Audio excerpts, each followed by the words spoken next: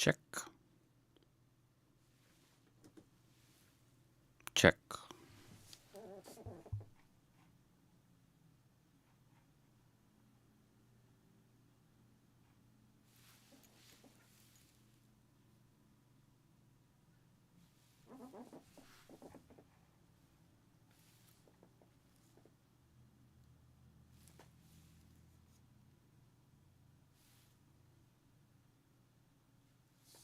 Check.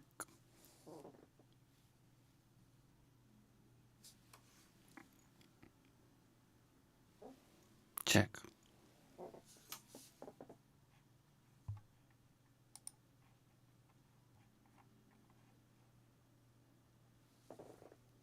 Oh.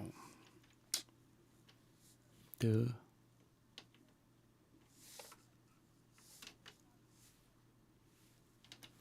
There we go. Oh. Okay. Got a new setup today. Today? Yeah. Looks like I'm good. I can, yep. Good morning. Getting started a little early. I made some changes here. I have in front of me, here's the Discord. If anyone jumps into Discord, I can have a live interaction, whatever, like call in. This, unmute it, is some, yeah, it does sound good, huh? I'm hoping it does. So I have tighter fader control here now. So I can have some background music. This is my music. Don't flag me for it, YouTube. And then I was trying to test the source through. This is my music. Don't see. That's the delayed broadcast. I'm going to close that now that I know that everything is working.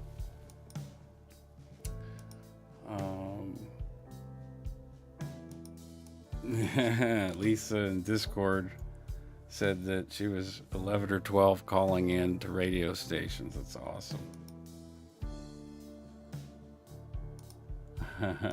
So awesome. Okay.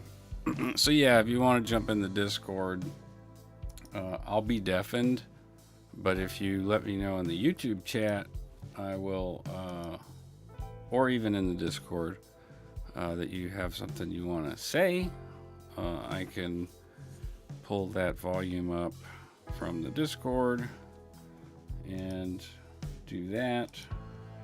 Yep, looks like all that's routed correctly. All right.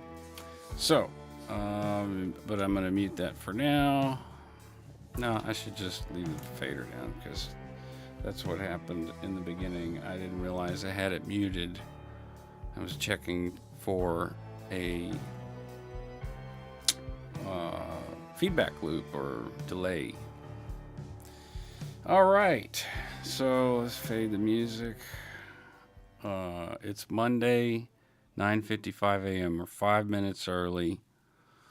To those of us that are here, move that loudly.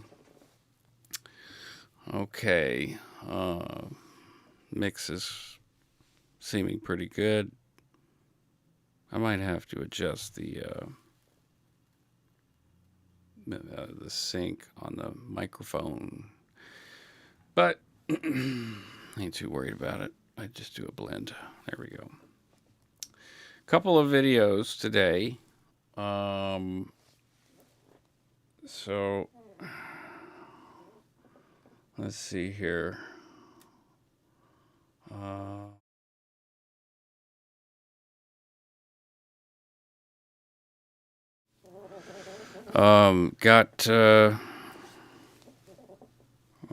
Got a bunch of videos here. This is in sequential order for the most part. But there's some from 2018 that I wanted to go over.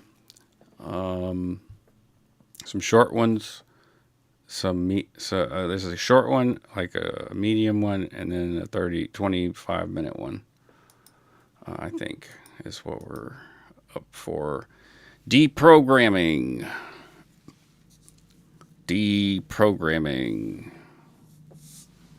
Let's deprogram. Oh, and if you're wondering what the Crow Bennett exile.chat is, that's a online community that I started inadvertently years ago, gaming, and but as with being human, there's trauma. Every community is a trauma community, really. Everyone's got the traumas. So, yeah. Can't wait to use all of my fancy new stuff. It's actually not new, and but during this time, the videos that we're going to watch, this thing was wrapped up in visqueen and had silica gel packets. I carried this everywhere I went when I came back, and before I stored it properly. It was given to me by a man named Ray Mitchell, Raymond Scott Mitchell.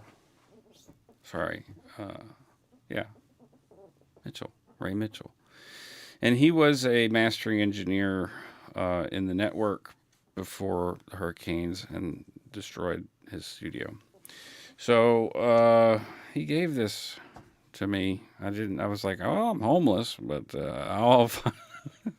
I'll keep it around and try to keep it in good shape and give it a good use. And so here it is. The Tascam, as I like to call it, the trash can, DM3200. It is 9:58. I'm going to run the intro right at 10 o'clock.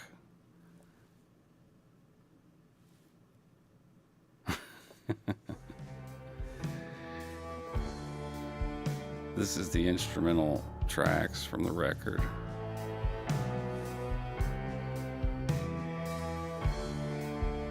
And this is the raw camera. Studio.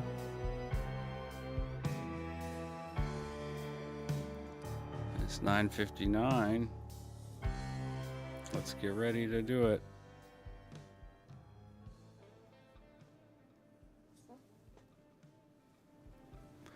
Let's get ready to do it. Y'all ready? I'm ready. I went for my walk this morning. Okay, 9:59.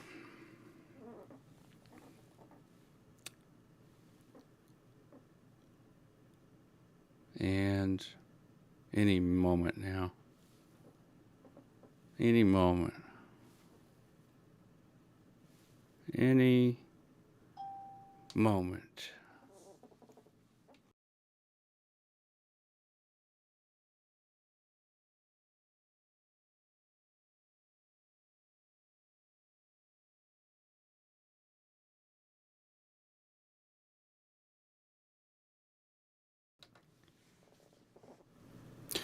And here we are. Okay. Let's see here. There's a meat. What is that? That's a Lulu. These are the samples that we got a Lulu. Oh, it's not. We should repeat. So this is Lulu in her prime. Yeah. Real nice, huh? Okay. That. Giving you all the Lulu samples.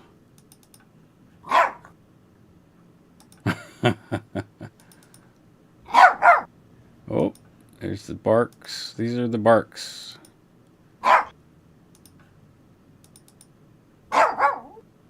Okay.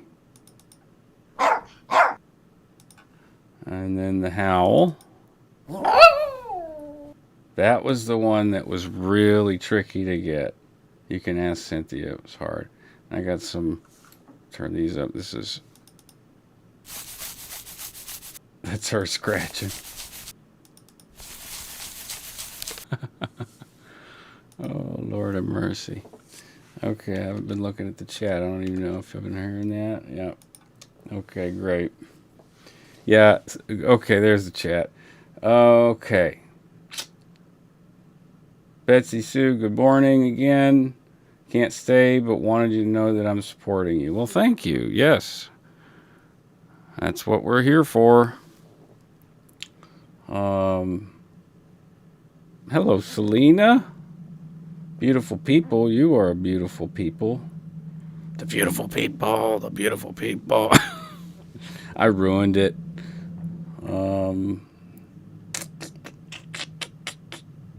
Yes, very annoying on repeat. Hey, Lydia. Lydia came on a walk with me this morning at the Broadmoor Wellness Trail. Yep, cute otherwise. Can I translate the Lulu into English? Sure. I think I can. Cynthia would probably be better, but let's go. Okay, that's I want a treat. That's you have a treat and I want it. That's that sound. Let's hear it again. Yeah, and the tail's wagging and all that. All right, that's a hey, now. I'm large and in charge. And that's what did I tell you? Like now. It's sort of like an expression like, hey, what'd I tell you? Okay. You asked, Amy. That's more of a kind of please, like please, come on, give it over. And that one is a sort of a frustrated please. Tell me if I'm doing terrible or not, mon chéri. All right. That's sort of an excited, like I just found out that there's a treat. Okay, that's another, like, bruh. I'd translate that into bruh for Lulu. Like, listen to that again. Bruh.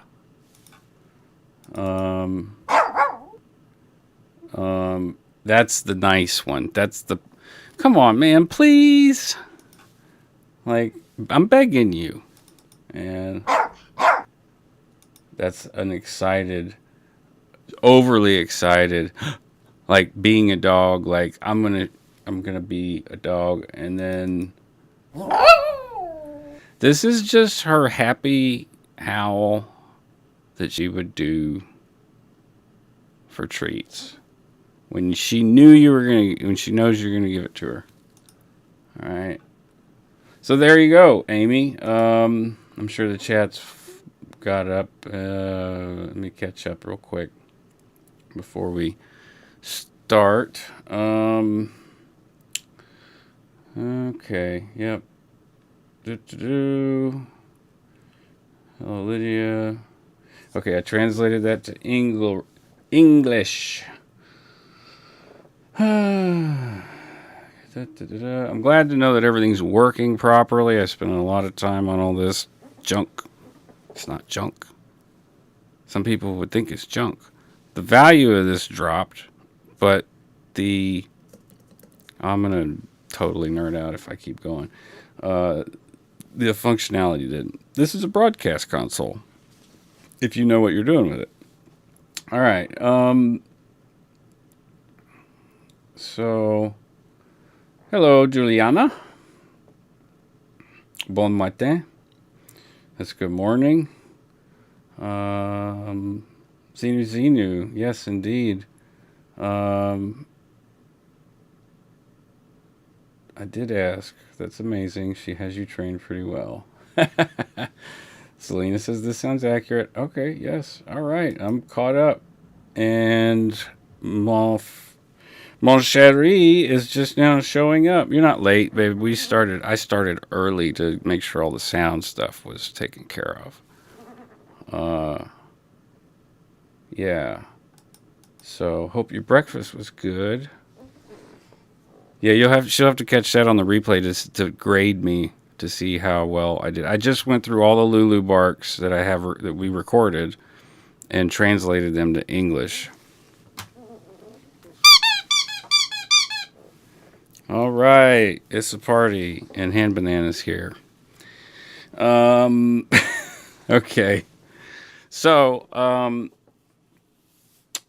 going to start out with something and some music, just to sort of set the tone.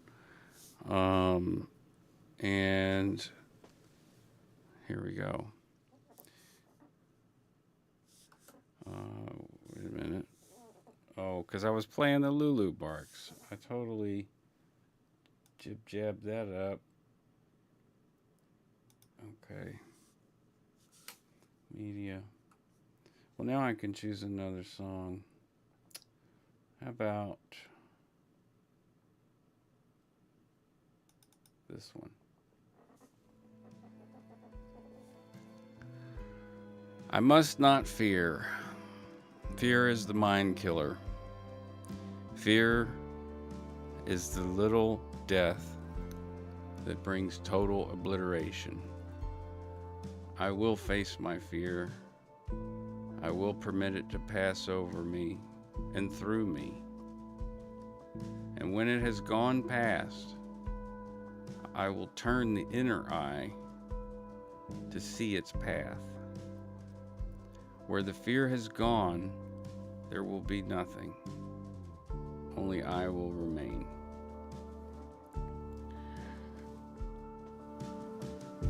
Frank Herbert, Dune, Paul Atreides,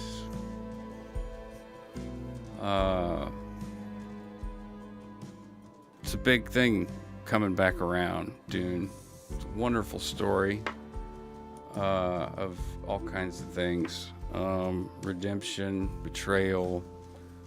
I also wanted to show this updated version of the Aftermath Foundation website.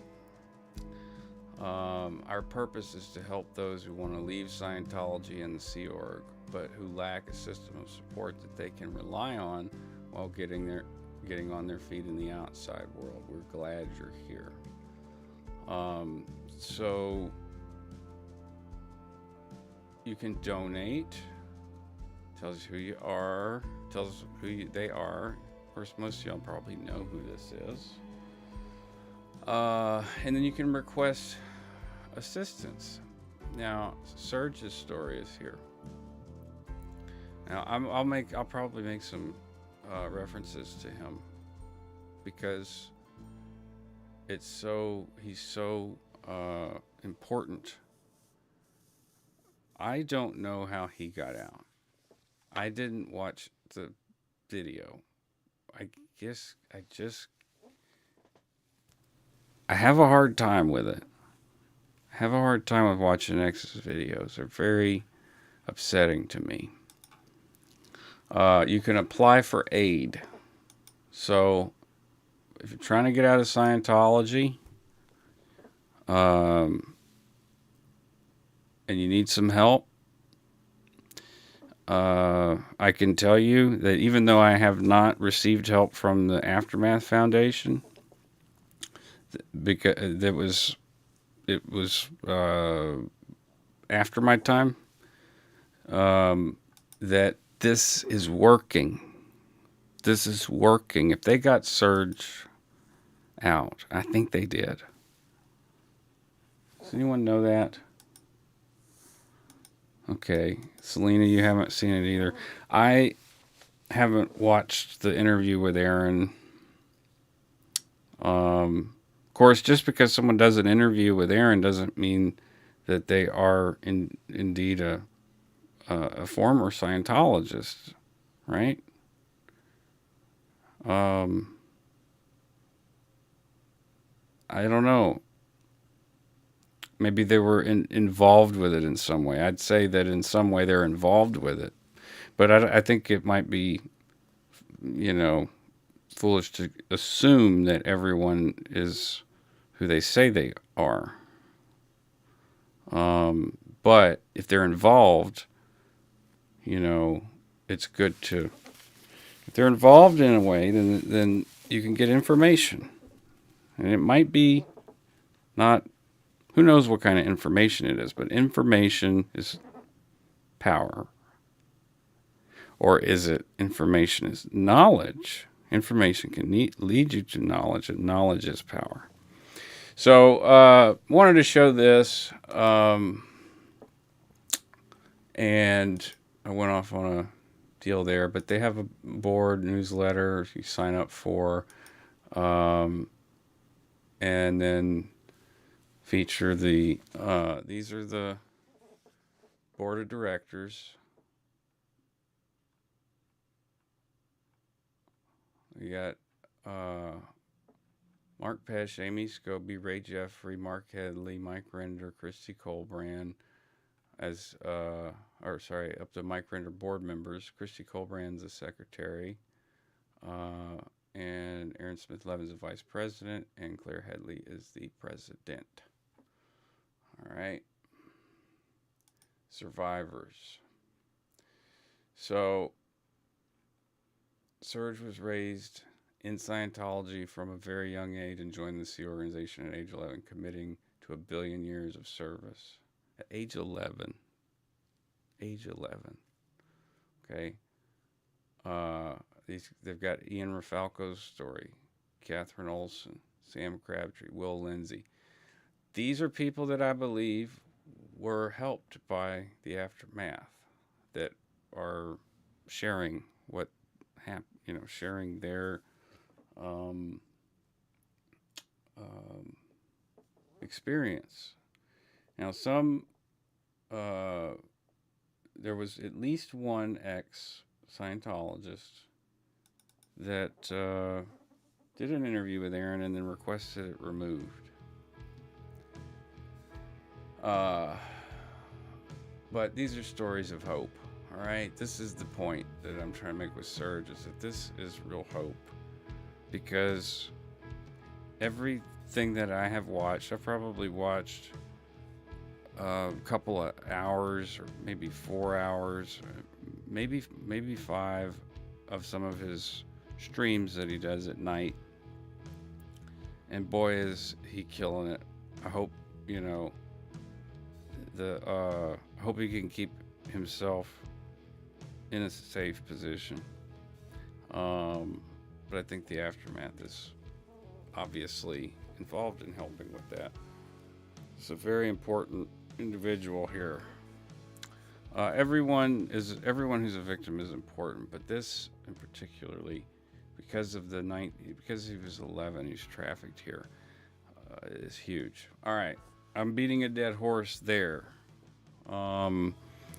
So other things. I needed to go over this. I want to show you. I promise this will be quick and painless. This is my coffee page, and Cynthia tells me to drop the links and I forget. I'm going to go over the whole thing. There's a live performance that is yet to be booked yet in Lake Charles over the holidays.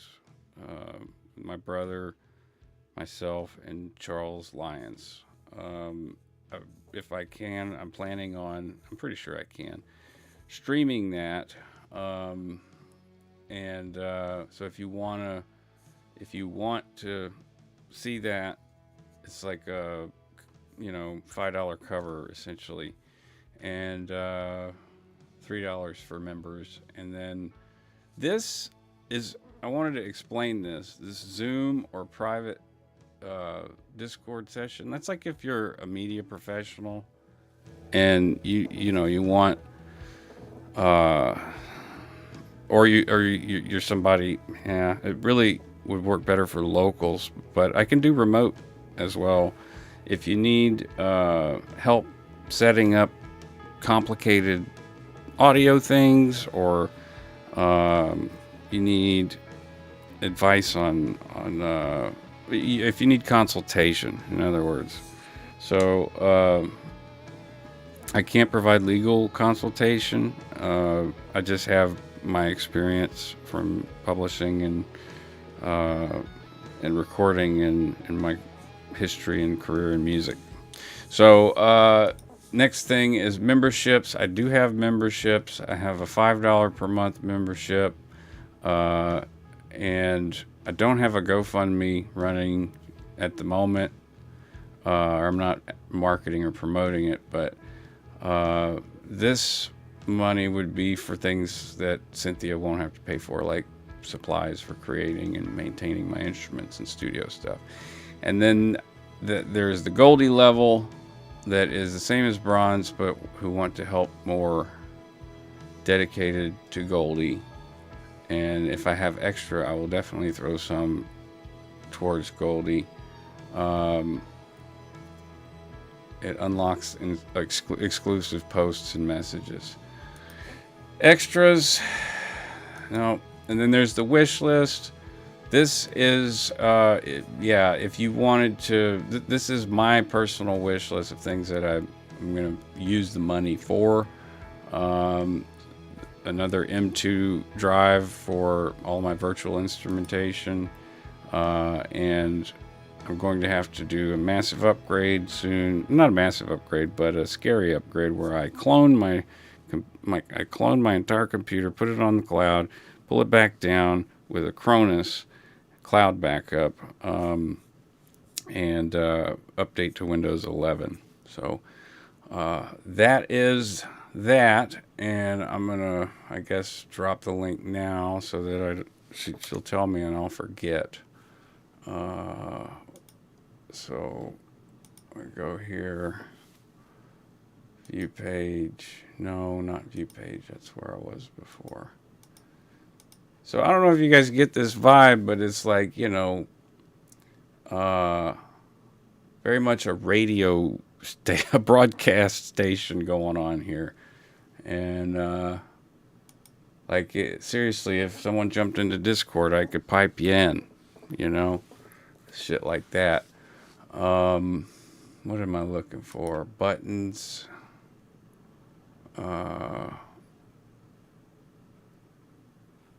Coffee link. I'm just looking for the coffee link.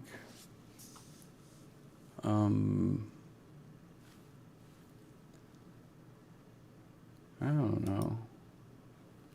don't know, man. And I changed it to buy me a time. Buy me some time. I need some time. Buy me time. Anyways, she's an admin. Or wait a minute. Probably just this, huh? That right there. And drop it. Oh, look, she already did it. Okay, see? All right. The other thing is the WordPress blog.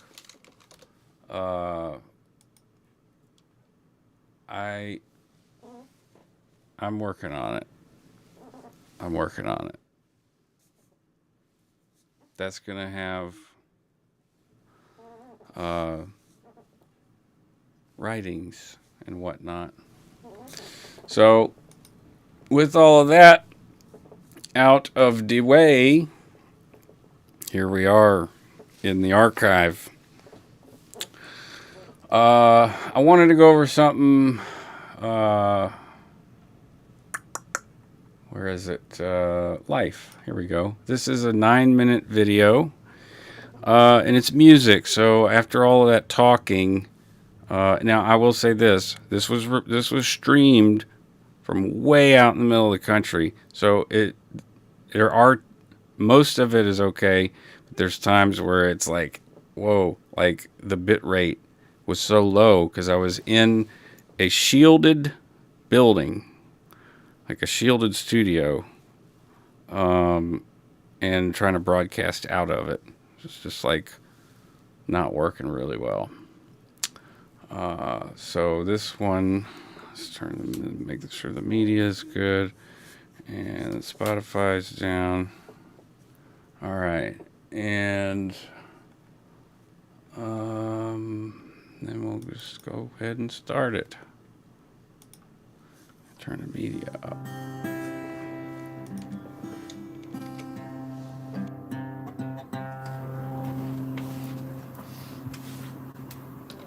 This was at Twisted Oak Studios, which no longer exists. It was, oh, by the way, all of that padding right there, Cynthia bought and shipped to me because I had been sleeping on uncomfortable stuff.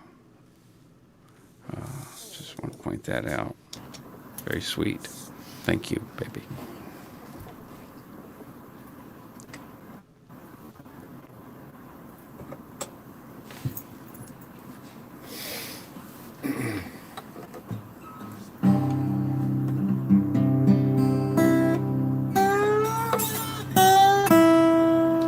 Start off with some chill music before we get into heavy, deep stuff.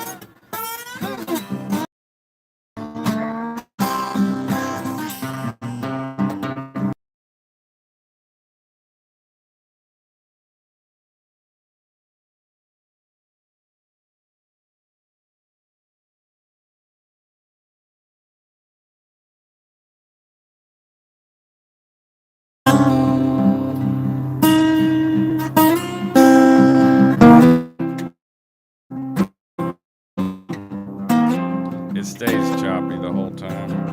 Yeah, I know. I forgot to unmute it. Anyway, it's fine. Okay. It got choppy, super choppy.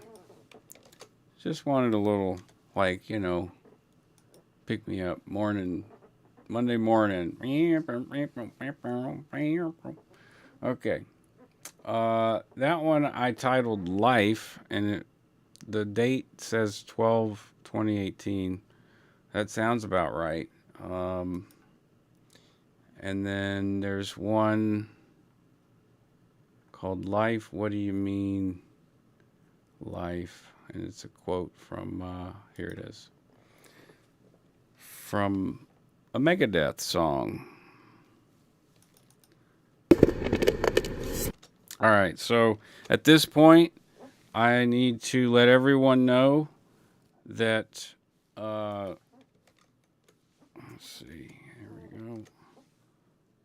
I need to let everyone know that this video, I'm not in a good state of mind. I was not in a good state of mind. This was recorded, and this date I know is right, 9/17/2018. The next month I was in Genesis Mental Health Facility.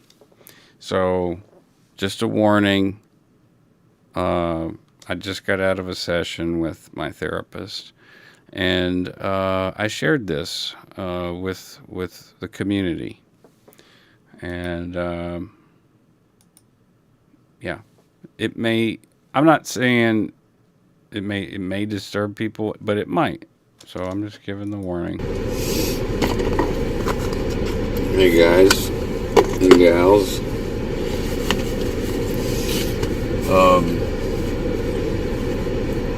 So I just came to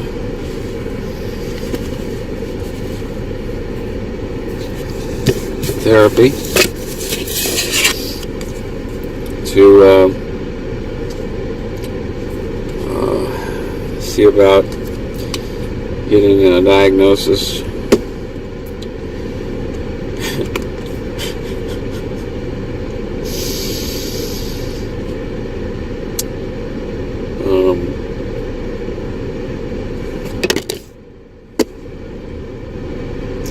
This is hard. This is the fourth therapist that I've been to in 3 years. And I made a timeline for her. And the last 3 therapists I saw, as I may have said in another video, said that they don't understand how I'm still alive.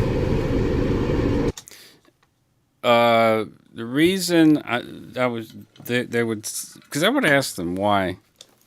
The reason they would say they don't understand how I'm alive, I'm about to explain. And 4 different therapists had told me this. So this is why I am distraught. And so this time and she said the same thing, and this time I asked, why are you guys saying this? And she made some notes while we were going over my history before even Scientology. And she said at age 21 and at age 24, which are prime times apparently for having males having a psychotic break, it seems that you had psychotic breaks. And the traumas that I had put on the timeline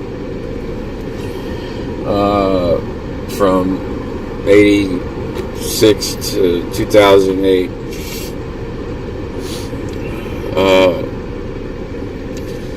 she said that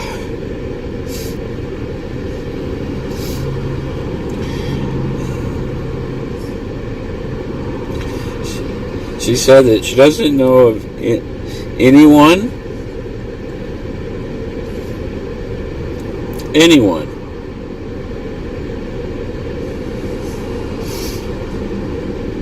who hasn't successfully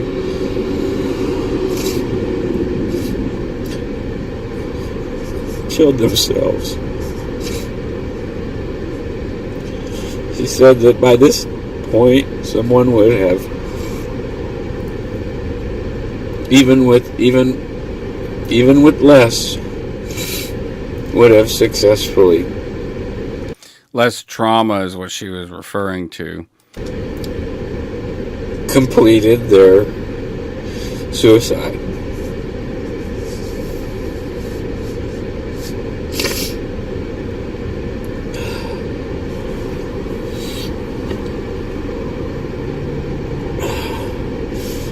So, she's going to help me for free with my application and all that. For disability, based on mental disability at this point, is what she was saying. That my PTSD and CPTSD and major depressive disorder were, debilitating.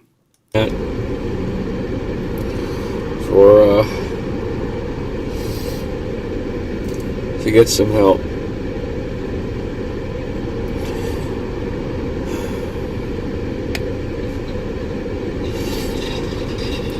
Thanks for sticking with me, guys.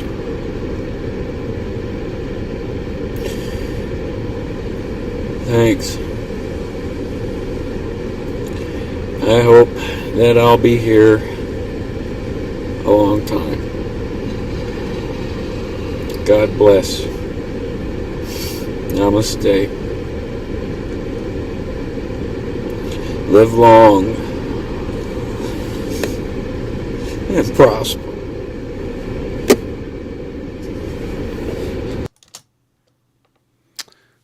Okay. So I wanted to show that. That's from 2018. And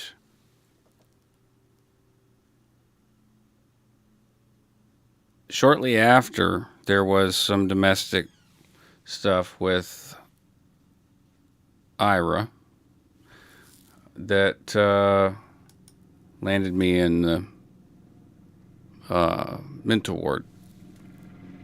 So the next thing was, where was it? It was this one. Nope. Let's see what we got here while we wait.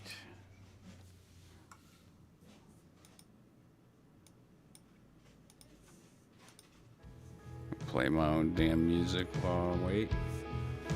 Please hold. Corporate accounts payable, this is Linda speaking. Just a moment. Corporate accounts payable, this is Linda speaking. Just a moment. Okay. Had something to do with the book. It has something to do with the Aftermath Foundation before the Aftermath Foundation.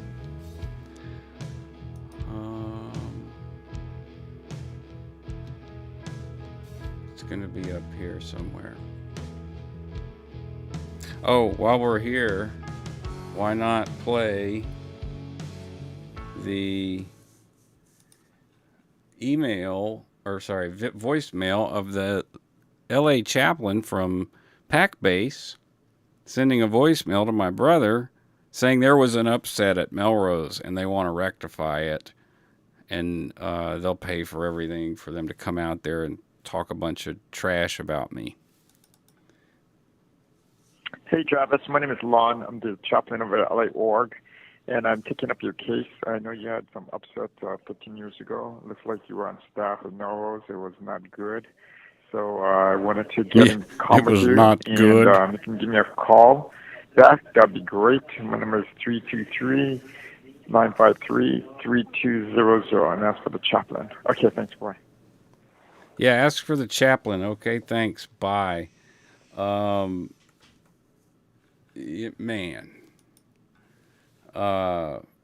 They had recruiters come up to, or go down to Jackson to try to get Travis back into CC in Nashville.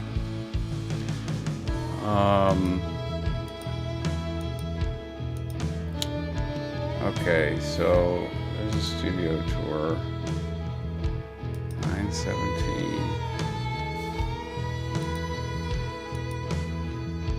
Let's see if there's any. Something in me wanted to live. Yeah, you're damn right, Mock. And Witness, yeah, it was all very harsh, okay? That's what I'm looking for in the video. There's a video. This shit was harsh, you know? There's nothing that I'm really afraid to say, but I don't want to make things more difficult for myself. If that makes any sense. Like, in regards to my kids, my ex-wife, who wasn't a Scientologist but disconnected like one and retaliated with a lawsuit like one. It was brutal. It was brutal. Yeah, and yeah, Amy, between my upbringing, yeah, see, that's the stuff that really is messed up. I'm not saying that it, I'm not saying that it's Scientology's worse or better. It's just, it was all trauma, so I didn't know any damn better. I didn't know any better. I didn't know anything other than music. I knew how to do this.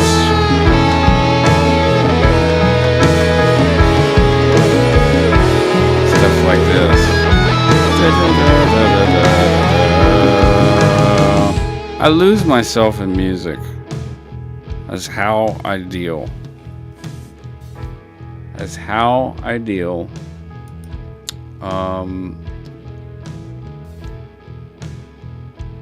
There's so many damn videos, and I'm looking for the right one, and it's very important that I select the right one.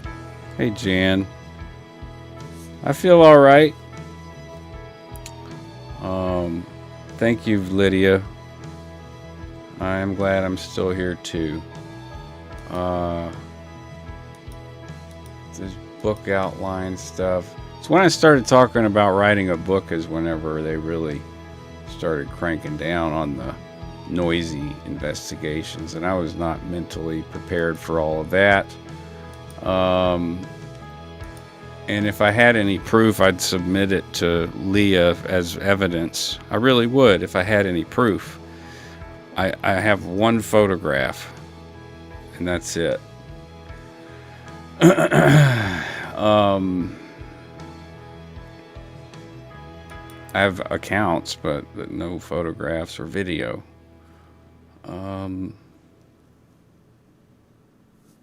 Okay. Let's find it.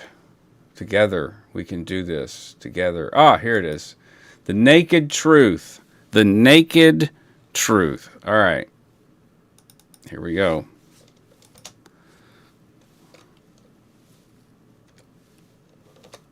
Ready for the naked truth? The naked truth. Naked. I just like saying naked.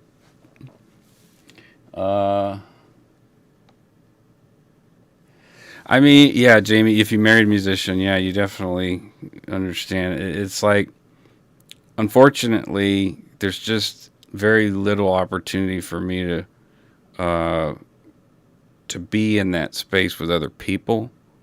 It's hard for me to do it by myself. My brother is a huge anchor for me. And there are other musicians too. But when I'm with my brother and we're playing, or my cousins, close friends, and essentially family, you know, the blood of the covenant, other people. A lot of the musician friends that I have a lot of trauma too. So when we play, it is very cathartic. Feels great. It's so effective, in fact, in sublimation, getting into like, you know, topics of discussion when you're talking about recovering from cults, you know, or cultures, destructive course of cultures, you know, a therapeutic technique of sublimation, whatever it is. When you go into a mental ward, they'll have you color stuff. It's just distraction or sublimation if you like art, coloring and stuff. Naked. All right, so this is the naked truth. And this is time stamped 4/15/2018, which is 5 months before that first video, or second video, the video where I was talking about seeing 4 different therapists. All right, here we go. Live long and prosper.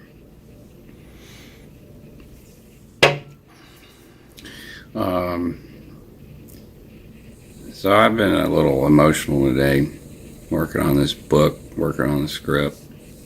I knew this was going to be a thing, so I'm not surprised, but I am torn because, as I said before, there was things before Scientology that make Scientology kind of pale in comparison.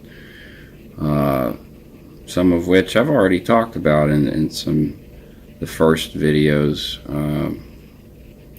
How I met my brother, how my brother came to be, my biological father, and the relationship and dynamics in the family up until I met Travis, which I didn't know he even existed until I was a teenager, and the efforts of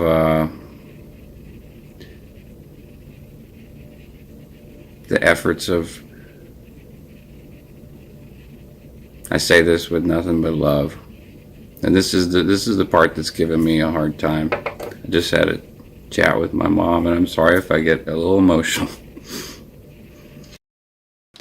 Nothing but love for my abuser,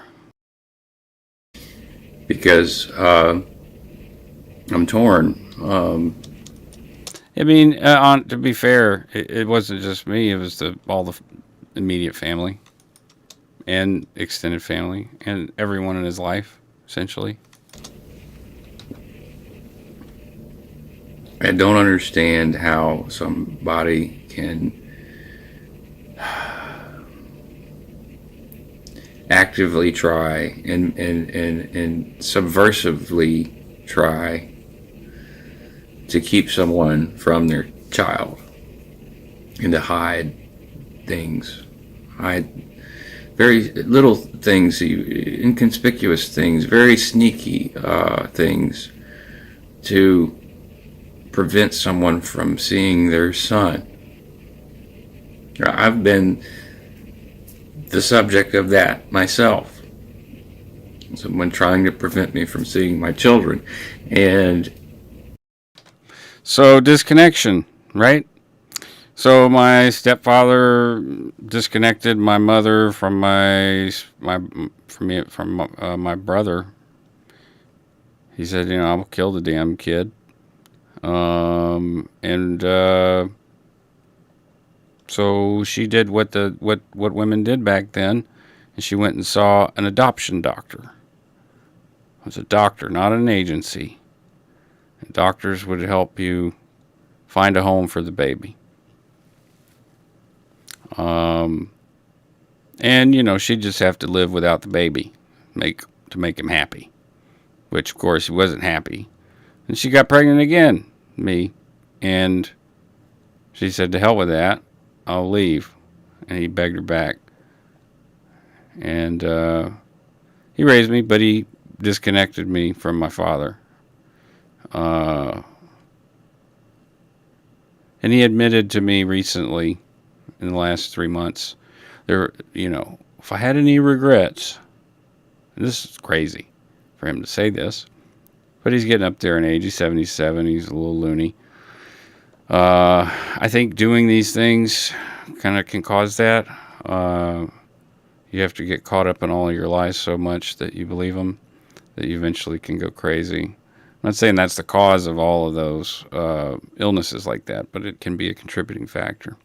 So he said that he regretted making me and teaching me to hate my father, which is exactly what he did. I'm glad that he said that, because, it was a question mark for me, but when he comes out of his mouth, that's what he said. That's what happened.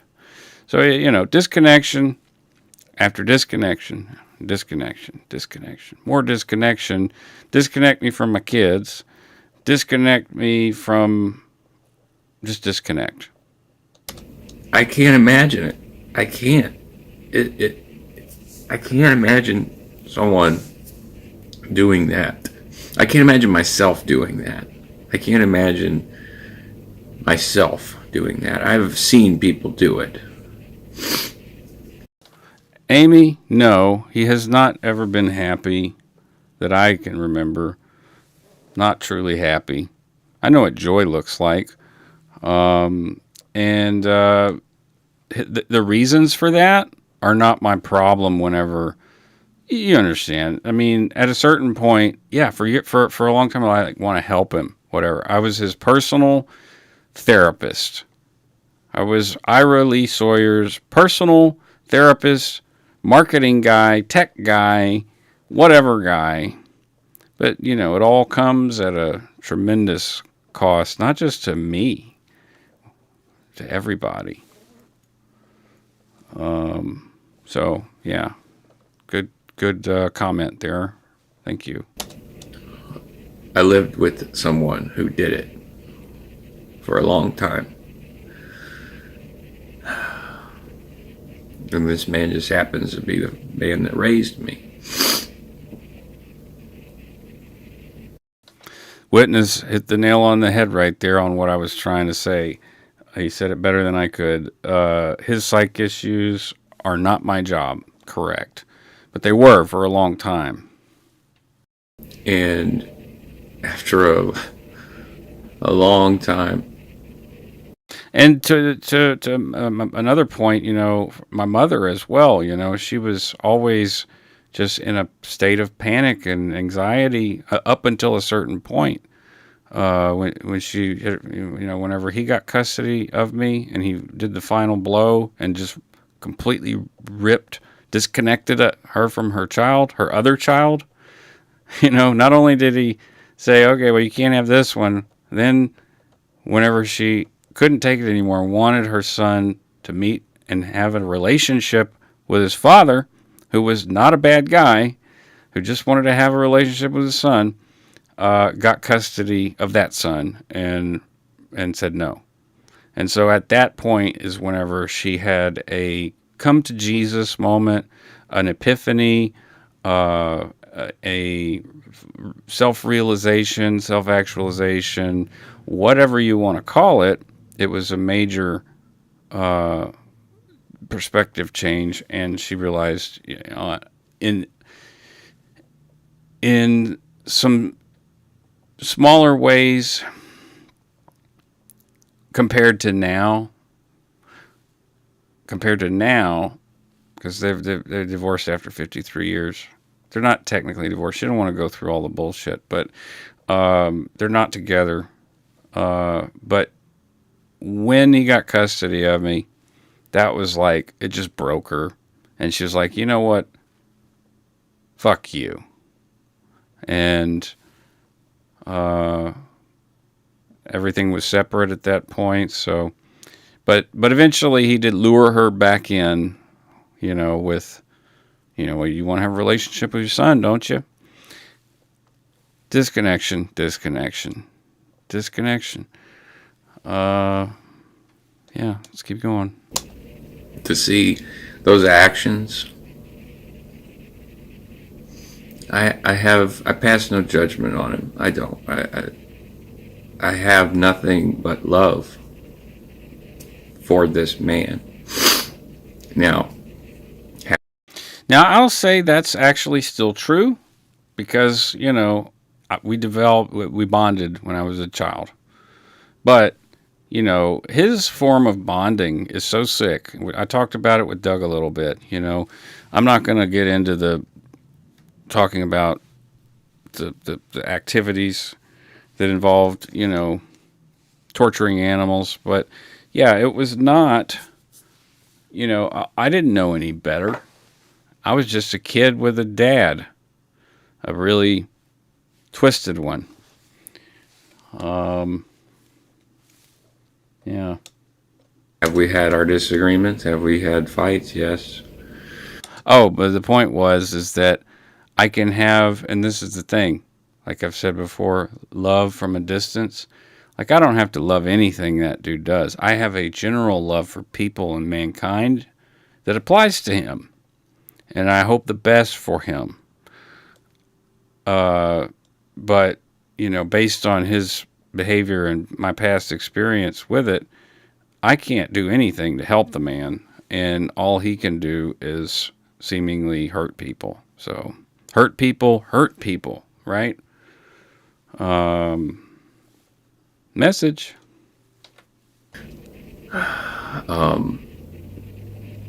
But I don't seek to exact any kind of revenge. What I do seek to do is tell at least my truth. The problem is that there have been, when you, oh, what a wicked web we weave when first we practice to deceive. And so in writing the book, in the years that I've learned the truth from other people, because I don't get the truth from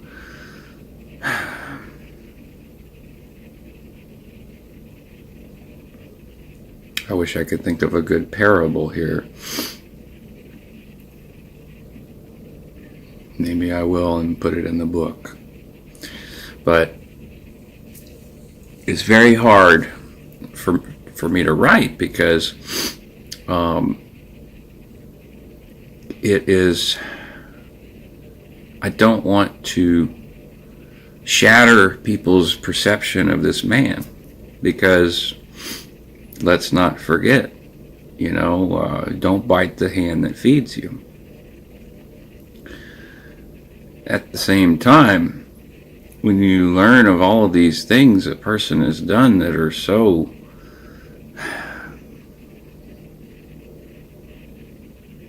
evil.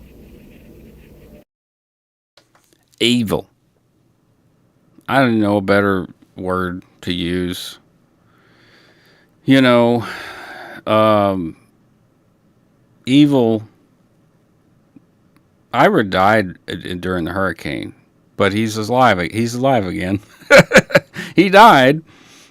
He came back from death, 20 minutes of death, and said that it was all black. He didn't see nothing. But he said that there were these things trying to grab at him. And he described them as demons. And I just thought that was interesting. I'm not saying that I believe in heaven and hell, and I don't know what happens when we die.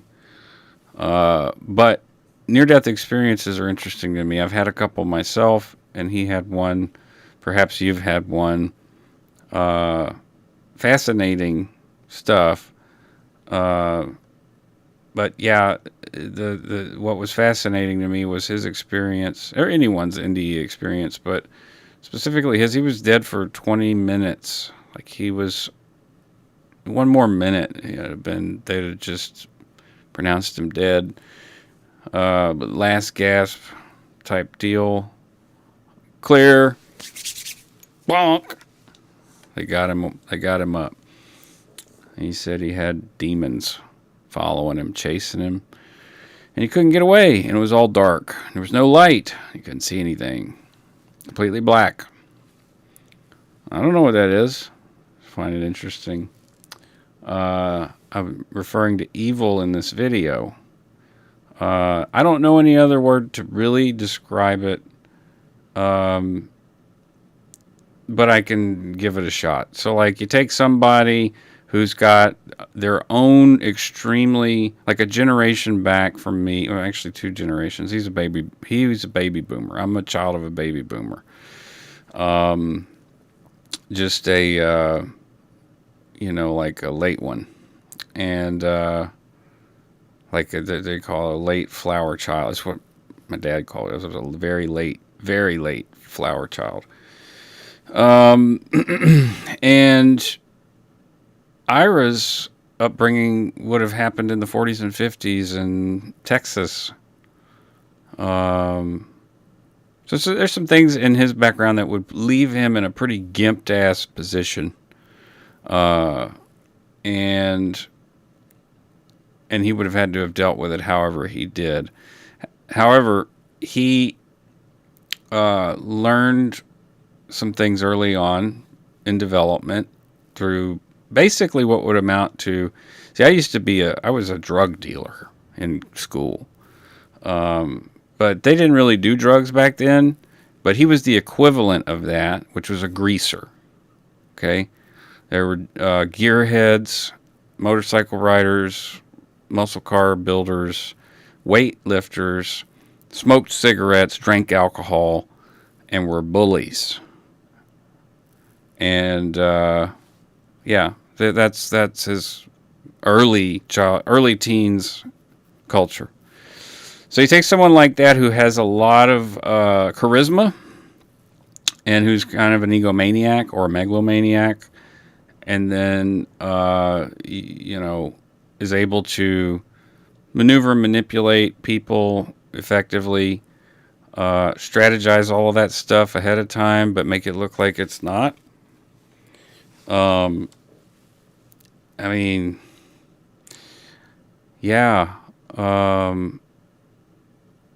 the thing. What is the quote?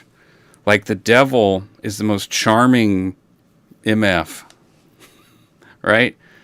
Like, you would never know the devil if you met him. That's kind of what I'm saying, and that's the real scary evil. And that's the word I will use. I'm not going to say abusive or narcissistic or anything like that. I'm going to say straight up evil. Does doing evil make you evil? No, it makes you a sinner, all right?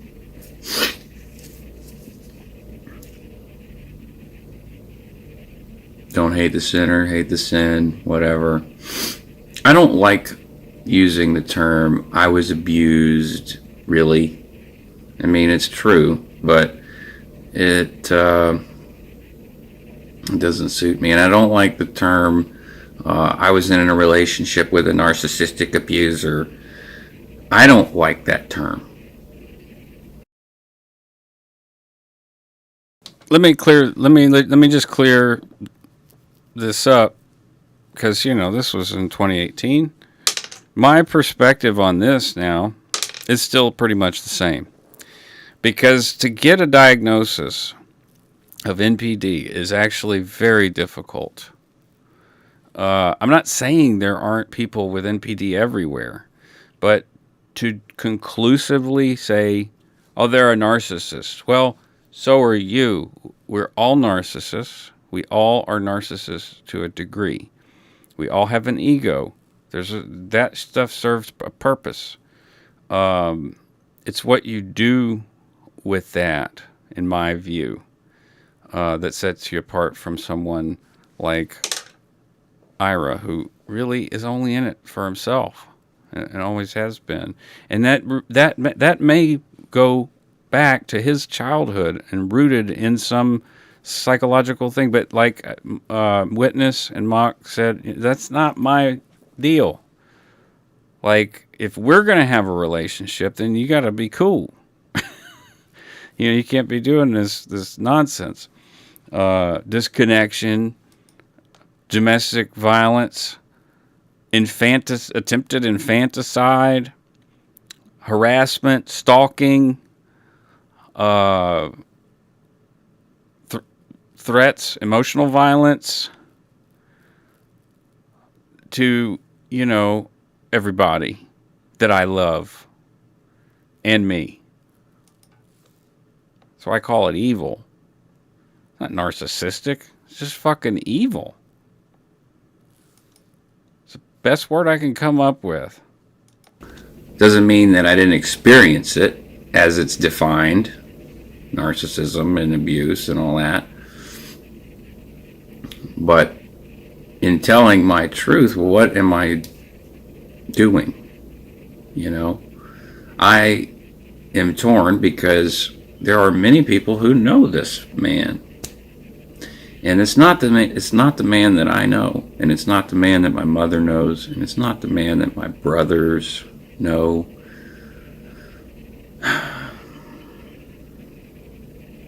I'm sorry. It's just not the same person. And I don't want to destroy this man.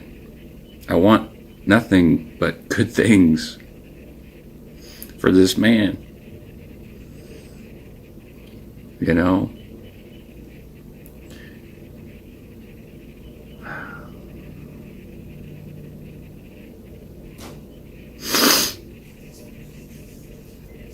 I just don't understand how someone can be that way. Well, maybe I do. It is still hard for me to understand it. Maybe I do.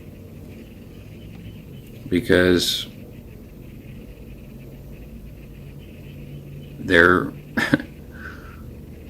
I don't know if y'all can hear the frogs in the background, but it had been raining.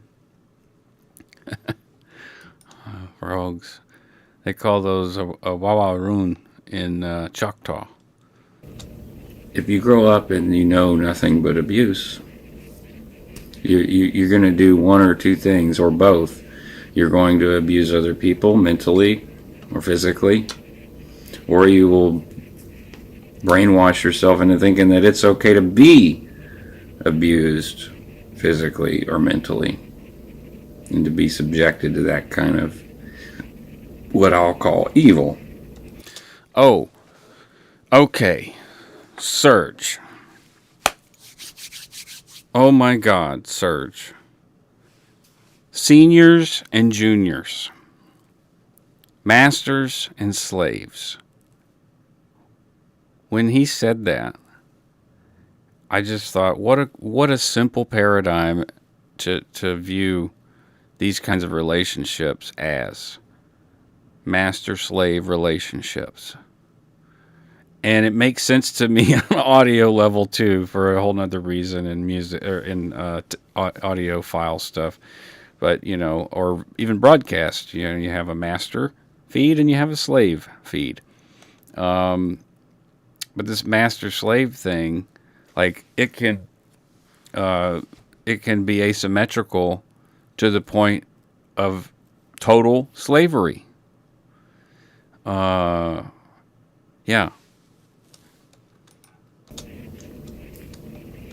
Because I don't like those other terms. Mind My Blues, welcome. And yeah, absolutely. Glad that you're here. I hope everything's going good. I just responded to all of the coffee chats this morning. And yeah, I hope the situation is improving.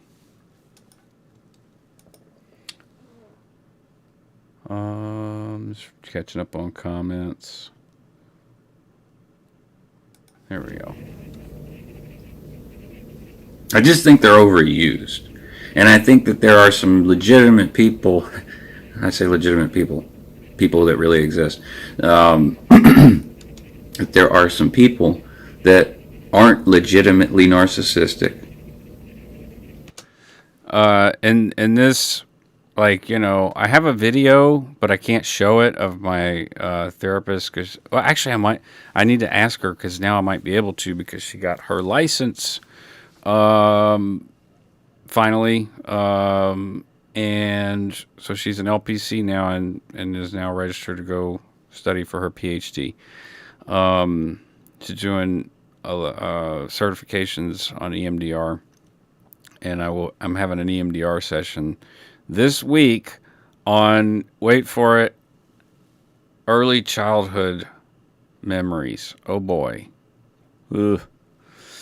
What was I gonna say? What was I saying? That get that label. That there are some people that aren't legitimately narcissistic. Oh, right. I have a video of her taking the DSM out and explaining all the points on NPD, what they are. And I think there's 8. If you have 5 out of those 8, and you meet these other requirements, and it's like a whole huge diagnosis thing. Most people don't get diagnosed with it. A lot of people that get diagnosed with it are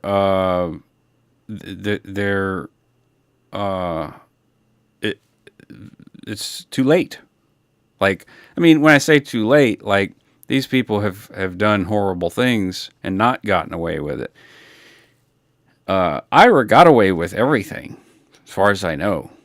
That's the amazing thing, is that he has gotten away with it. He has gotten away with all of it. And he will. I don't have any upset over that. I was trying to find a non-Scientology word to use. I was going to say I don't have any charge on that.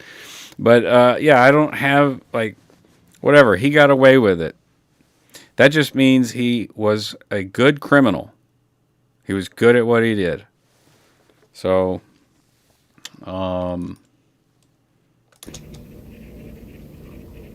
that get that label. yeah, so saying, oh, they're a narcissist, I'm beating a dead horse here, but, like, there are a lot of things that I've seen, like on social media and whatnot, when your narcissistic boyfriend does this or whatever. And it's like, well, that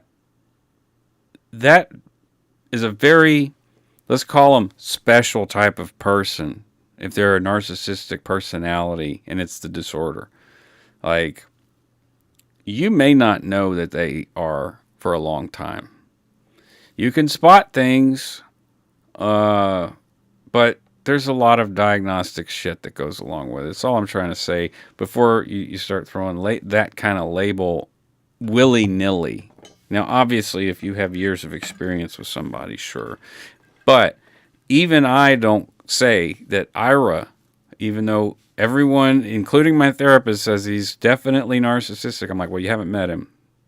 So, and you haven't diagnosed him. So if he's not diagnosed, then he's not.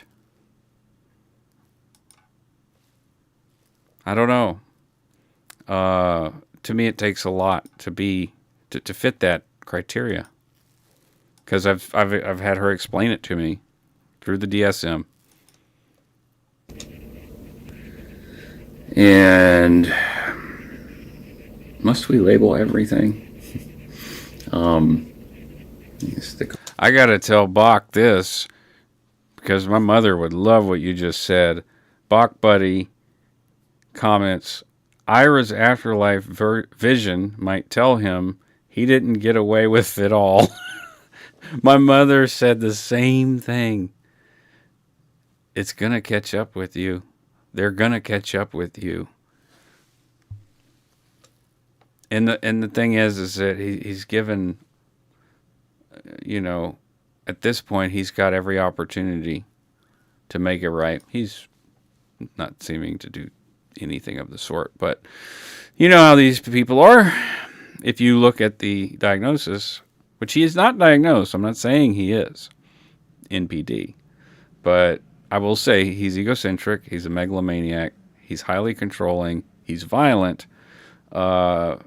He has to get what he wants, and he does, and he only cares about himself ultimately. Label on my head, ex-Scientologist. I made a video a while back where I said that there was a history behind Scientology that makes Scientology pale in comparison. And that history is my family history. I mean, it's I don't mean to make a big deal out of it, but the thing is, if someone else, I especially don't want to make a big deal out of it because of the importance of Scientology being such a, as Tony Ortega says, rapacious group and relentless. What's one little, I mean, we're talking about a very small number of people this man's affecting versus a very large number of people comparably in the Church of Scientology. But I think talking about the methods and the way the way things go with these master-slave type relationships all gels together. It's similar enough. It's similar enough in other religious groups. We have this whole thing called the on YouTube called the Never Ends, who were in. They weren't in Scientology. They can't say they were never in something. They were in something for sure. What just wasn't Scientology. So out there could benefit from it. Good question. Let's see. I don't know if she's okay. My blues. But are Scientologists able to do self-reflection? I would say it just depends on the person and where they're at in their mind. How screwed up is their mind? How much do they really believe? How much did they really believe? Where are they in the process of? If you're talking about an active practicing Scientologist, self-reflection is just simply imagination, is how I would say it. And I could be completely wrong. Maybe someone else would say it differently, but you're mocking things up. That's what they call it. Everything is a mock-up. All of this is just an illusion. So self-reflection, yeah. If you're having a hard time, you're mocking it up. So it's not real. So the self-reflection is a thought term. It turns into a thought terminating cliche in Scientology, because there's a lot of those thought terminating cliches. And you basically just stack them up until you have a huge resistance and mitigation towards, I would call it more of an aversion to looking at facts and looking at how you, and acknowledging how you feel. Looking at facts and acknowledging how you feel. You have so many thought terminating cliches that you can no longer do either one of those for sure. So, and then you ask again, so it still ends up in the prison of belief. Well, yeah, I mean, the belief that you're mocking it all up is what creates the prison. And then, and the more that you read, the more thought terminating cliches you start to adopt, and then you're no longer able to acknowledge your feelings or see or hear facts. That's probably the best articulation that I could give for that question. Thank you. Good question. For Monday morning, you're firing on all 8 cylinders. What do you drive? A 4-cylinder, 6-cylinder, 8-cylinder, 12-cylinder? Kicking ass. Taking names Monday morning. you know, then I'm in a place where I got this voice in my head saying, tell the truth, but I got this internal voice in my head, and that the voice telling me to tell the truth doesn't seem like it's coming from me. Am I crazy? So at a certain point, yeah, around this time, people weren't sure if I was crazy or not, if I had schizophrenia, schizoaffective disorder. I've been diagnosed now, not with any of that, but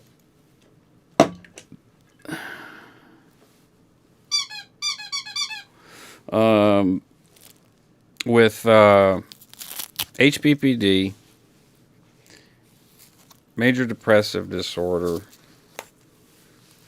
and as far as on the mental side of stuff, major depressive disorder, CPTSD, whatever, PTSD, but the complex version. And this period of time when they were like, you might be schizoaffective, it's just because I was going through so much so fast. And it's part of why I was documenting all of this, because I just couldn't.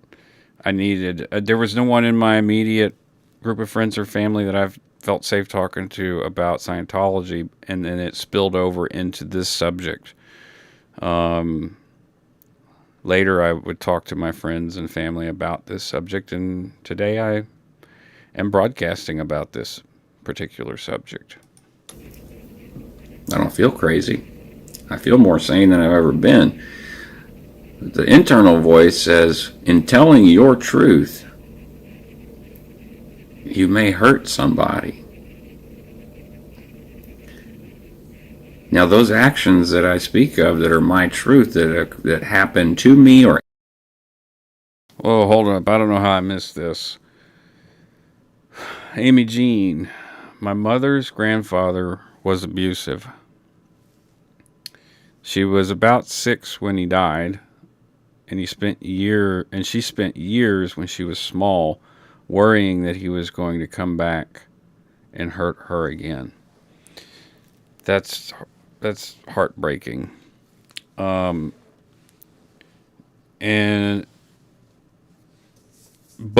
I think that's a good sign that she recognized he was bad. On the contrary, when I was young, Ira was I was afraid if he was not around. I always wanted him around. And you know, who knows? I don't have I don't have a good, recollection of early stuff. It's probably why we're doing EMDR. I don't know, but I think he might have made it so, or tried to make it so, that I felt that way, that I just couldn't be without him. At me, or at my mother, or at my brother, or at my brothers, in extended family. This is all family stuff, so this is like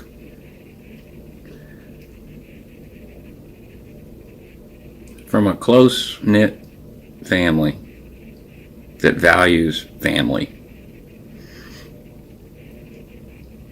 If I were to write my truth without making it into twin verses like I read the other day, which I still like, I still want to keep that.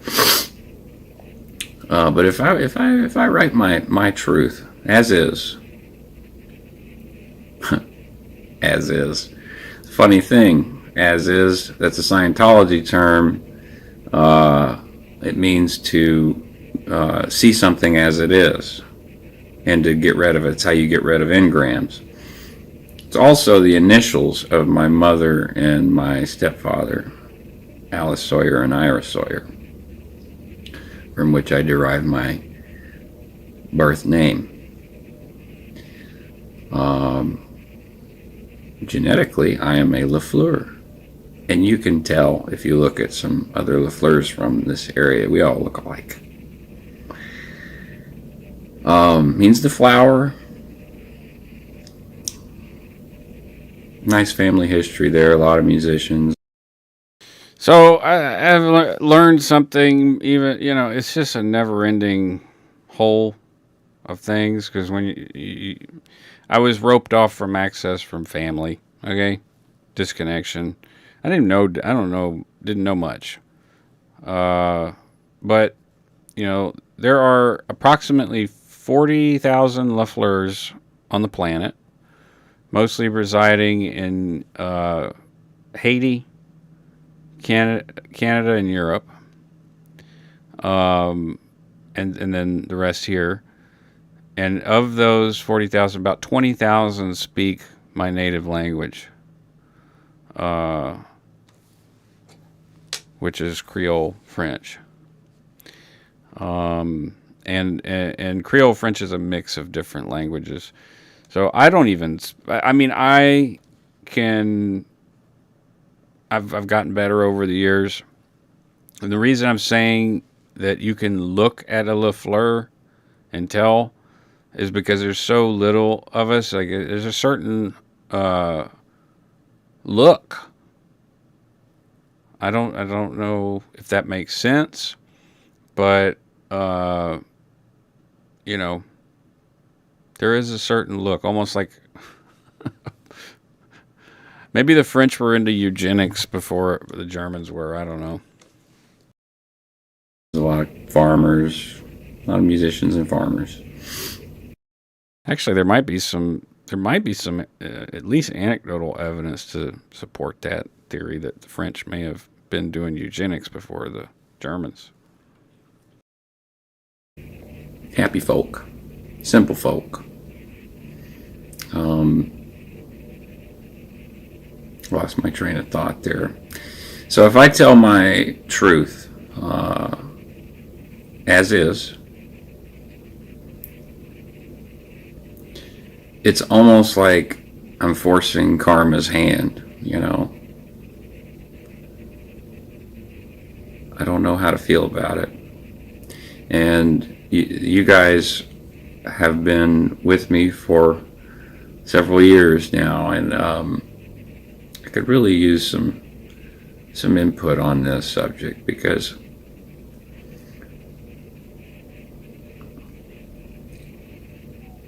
when I was in therapy, the last few sessions, which was just last fall,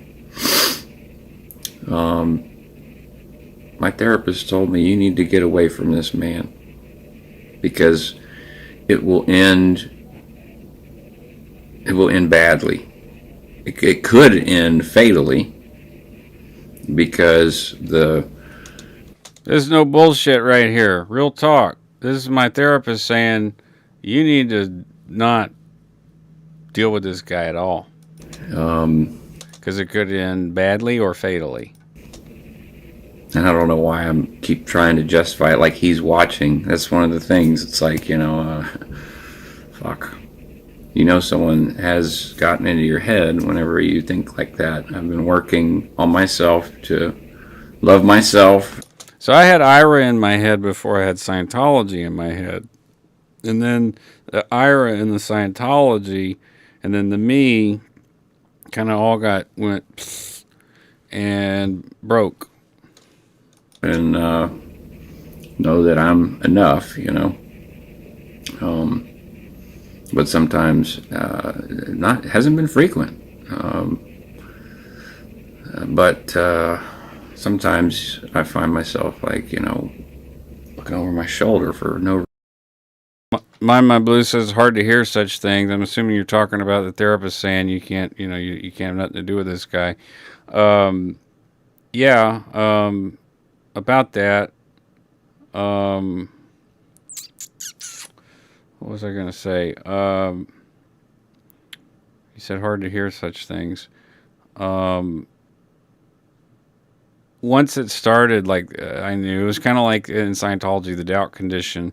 Once I verified it, this is so weird. So like in Scientology, which hates psychology. This is invalid pseudoscience, what they say. I used doubt condition, so I didn't use psychology to help me out of Scientology. I used Scientology to get me out of Scientology. Then I went and did psychology, studied psychology, took psychology 101, 102, went to a therapist, utilized the school therapist, went to another therapist, 2 therapists in Lafayette, 2 therapists in Lake Charles. And Ira also hates therapists who hated working with him during the divorce. And it's no wonder why. The therapist saw straight through him. When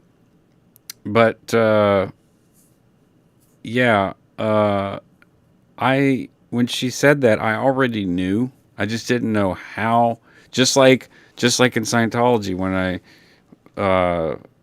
had moments of, I don't know if you call it clarity or cognitive dissonance, where it's like, well, for me, it was the moment where I was like, there's no getting out. I might as well just hang myself. That was the only option in my mind. And in this case, I knew I had to leave, but I didn't know how I was going to do it. And I had been suicidal just a year or 2 prior to this. And after the divorce, not seeing going from a stay-at-home dad every day with my kids to nothing.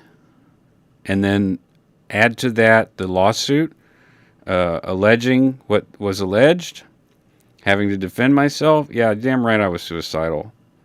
Because I was also still going through the Scientology crap. And had cancer.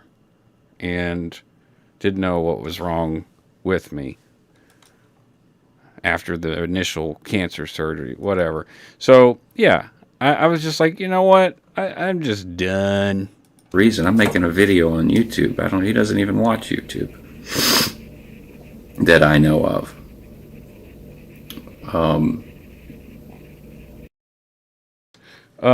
Witness, when I was 17, a therapist told me I would be, quote, better off if independent, unquote, from my folks. It haunts me. I should have known then. Well, that's not your fault, man. I mean, well, man. My therapist, my counselor at high school, had my papers ready the day I turned 16, called my mom at work to come take off of work to come sign these papers, because if we did it any other time, basically Ira would intervene. So, and the reason she had the papers signed was because there were reports from the teachers of bruises and stuff. CPS was sent out and, didn't do nothing because I said nothing was going on. Yeah, it is a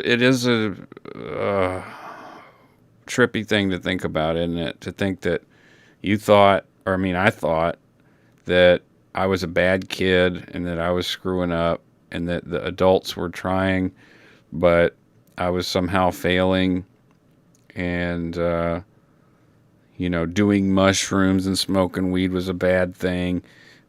And then fast forward to 2023, and they're using mushrooms for therapeutic holistic healing, and marijuana is legal in Louisiana for PTSD.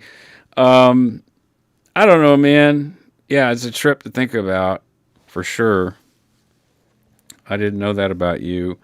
You're what they call here a hardship in the United States. They call it a hardship ID. So when you get emancipated, you get a different ID, and that basically says you're an adult. And that's what happened the day I turned 16. Yeah, see, you thought you were the problem, witness. See, I did too. I thought I was the damn problem.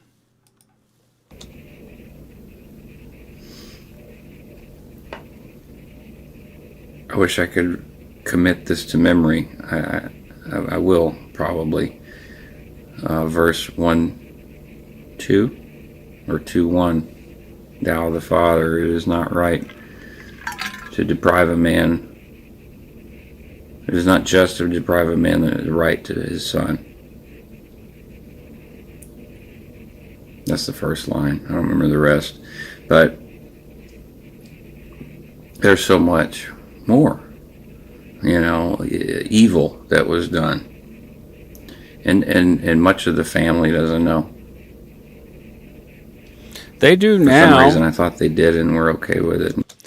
Because for some reason I thought they did. Well, they do now.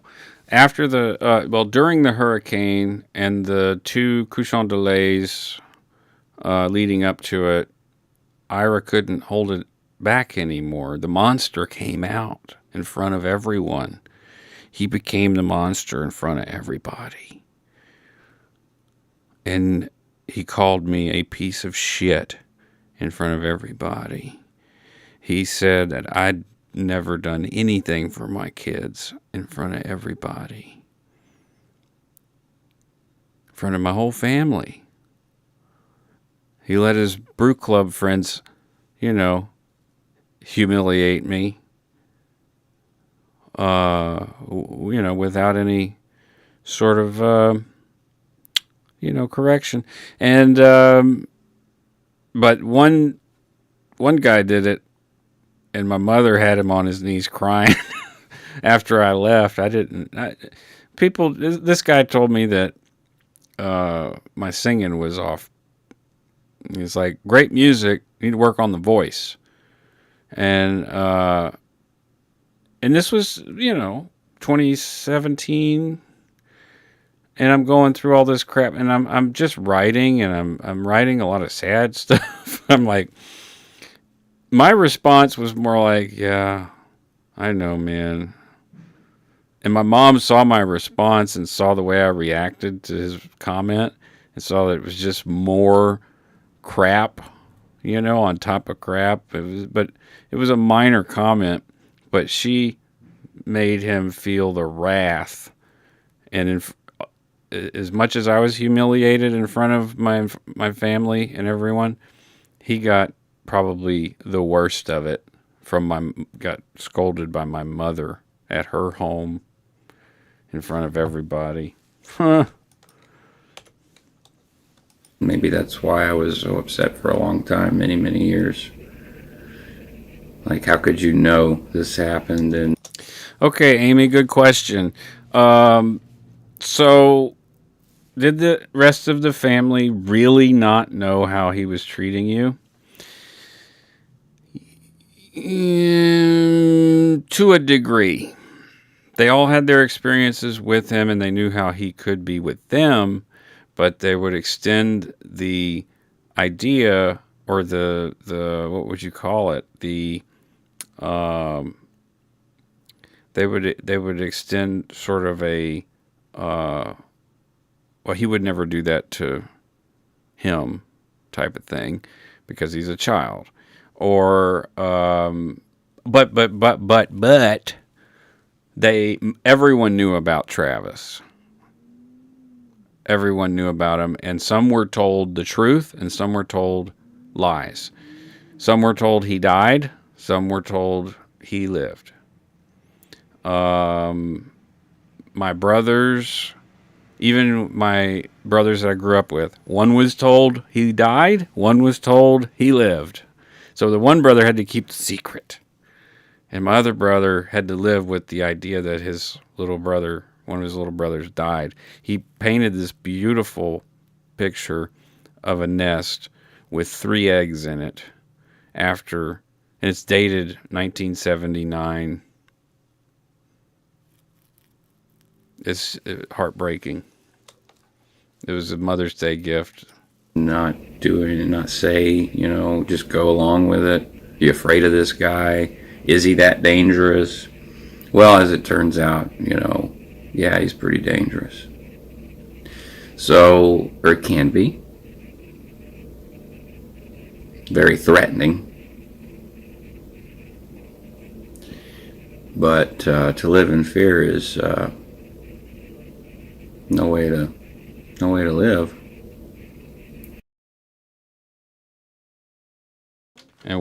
did we start earlier? What did we show earlier about fear? Fear is the mind killer, the slow death.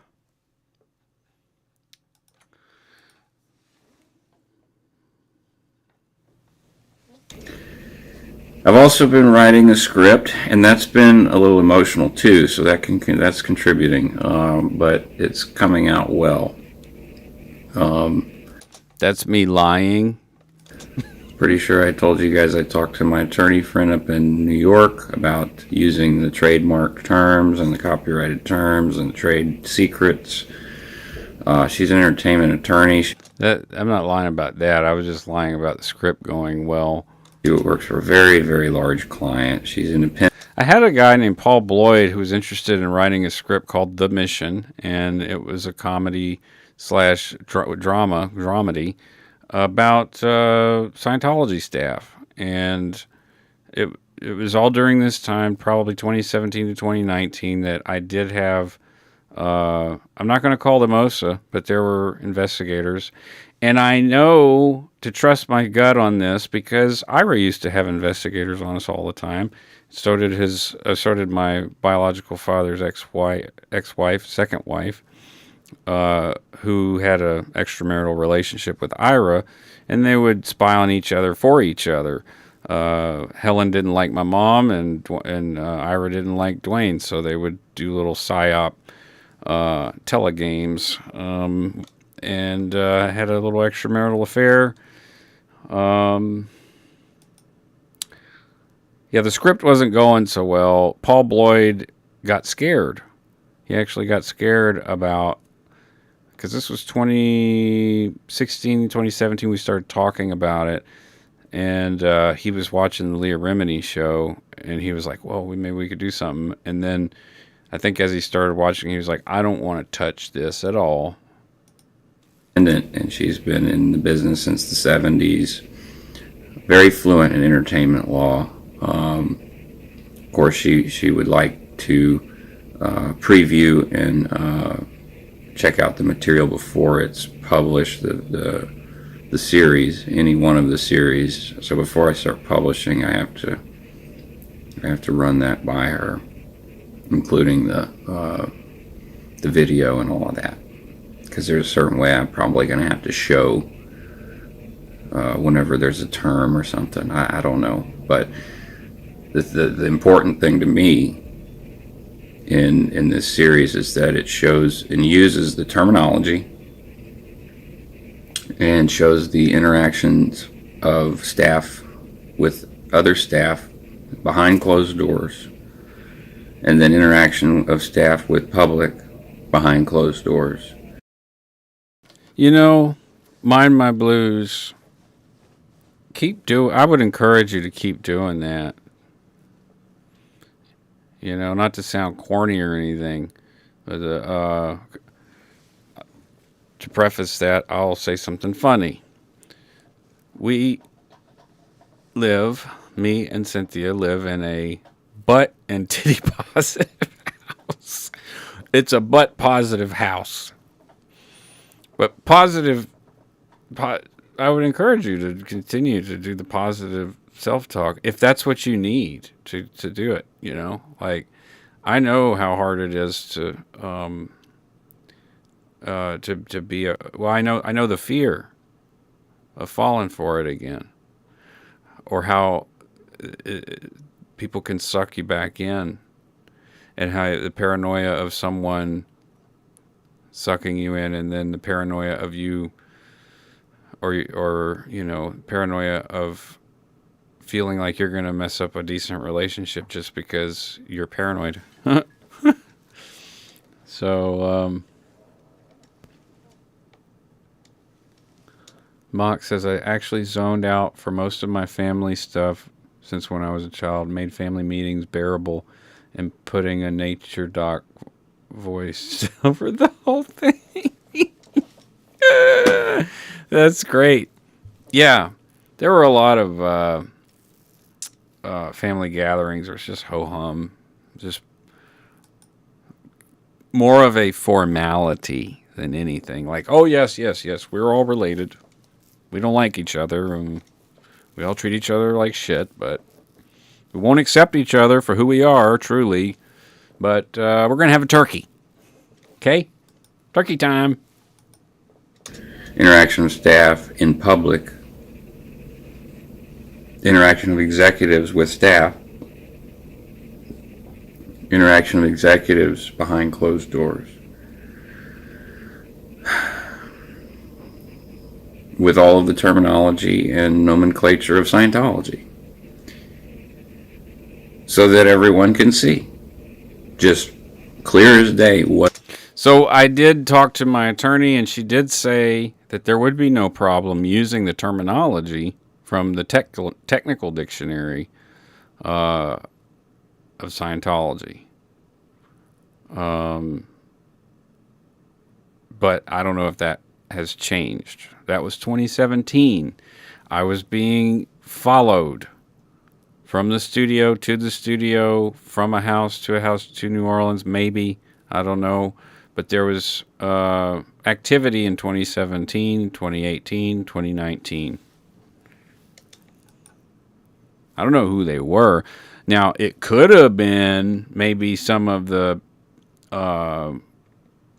district attorney's people, because I ran a campaign in 2014, but I don't think they would have been watching me for years after. They would have been watching, and they did follow me during the campaign.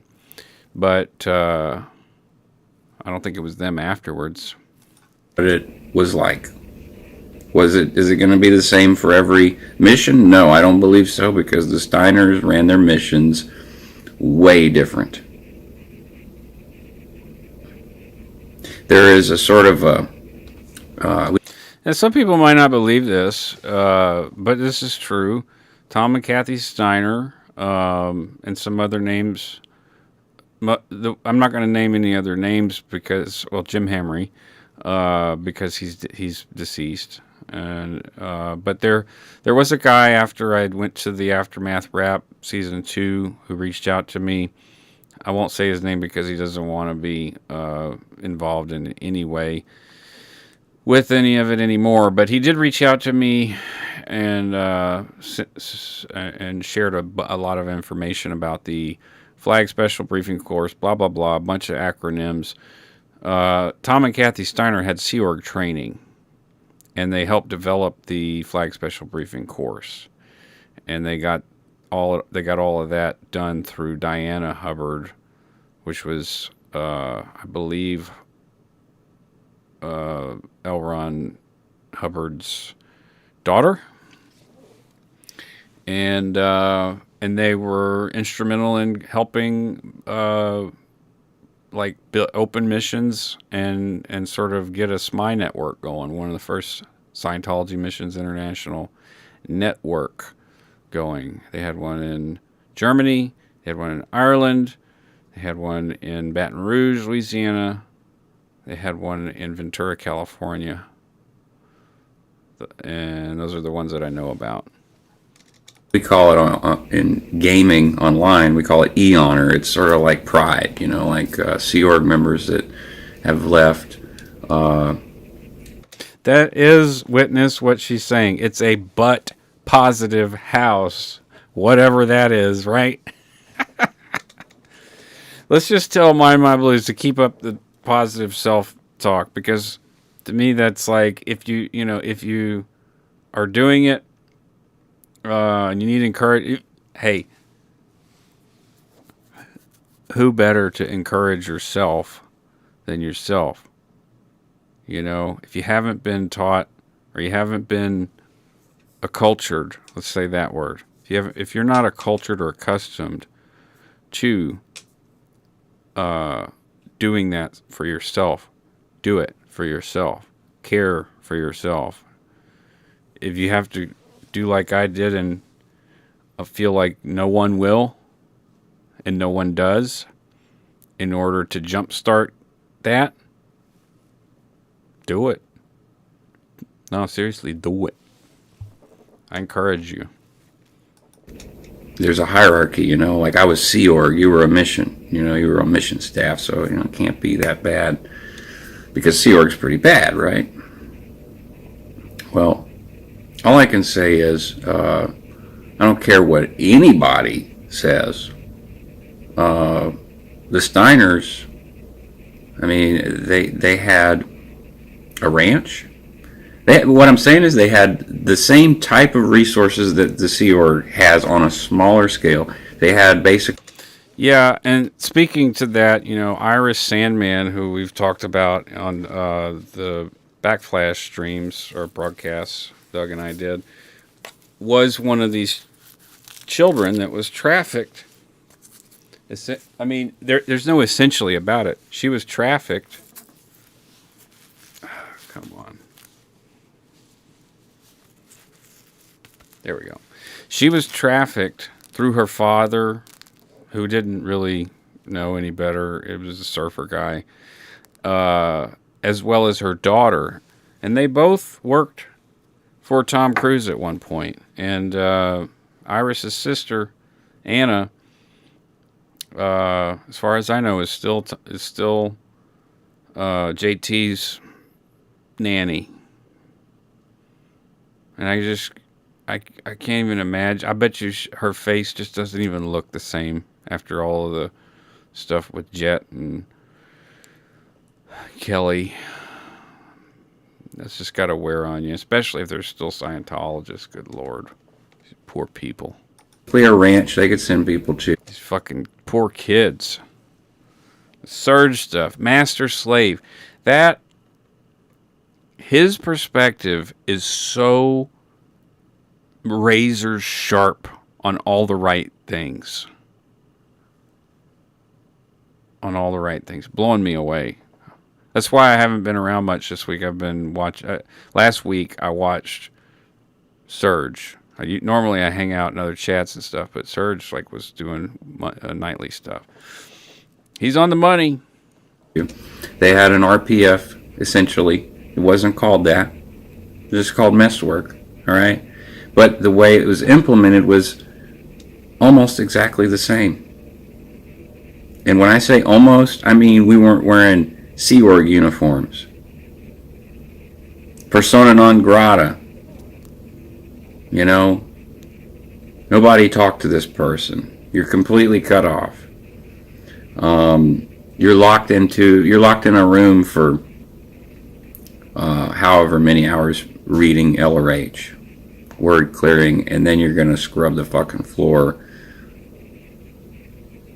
You know what I'm gonna say, with mineral oil. You're going to do BMO with the kids. You're going to feed the kids. You're going to slop the pigs. You're going to do this. You're going to do that. You're going to fix the car that broke. You're going to go and help so-and-so with their regular WOG job for free labor. Anyways, casting call in Lake Charles is the 28th. There's been a few people interested. I think the next one in the other city will probably have a lot more. There's an entire theater that seems to be wanting to get involved. So there's a lot going on in my head and not a lot going on around me. So this week I go to New Orleans. I'm a little nervous about that. Yet another reason I may be a little emotional. I don't know what they're going to tell me. I don't know if I need a procedure. I don't know if they're going to need to cut something out of me. It's possible. Yes, they needed to cut more out of me. I don't know if I have nerve damage. It's possible. Yes, I have nerve damage. So it's, you know, I've been doing one day at a time really good for a while now, but that time on the road and stuff.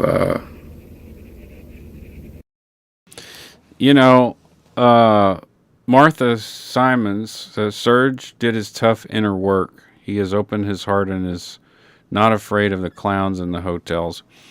Here's what I think you're right, and here's my hope is that the Aftermath Foundation helped him do that in a way, in an environment that was at a pace that was tenable.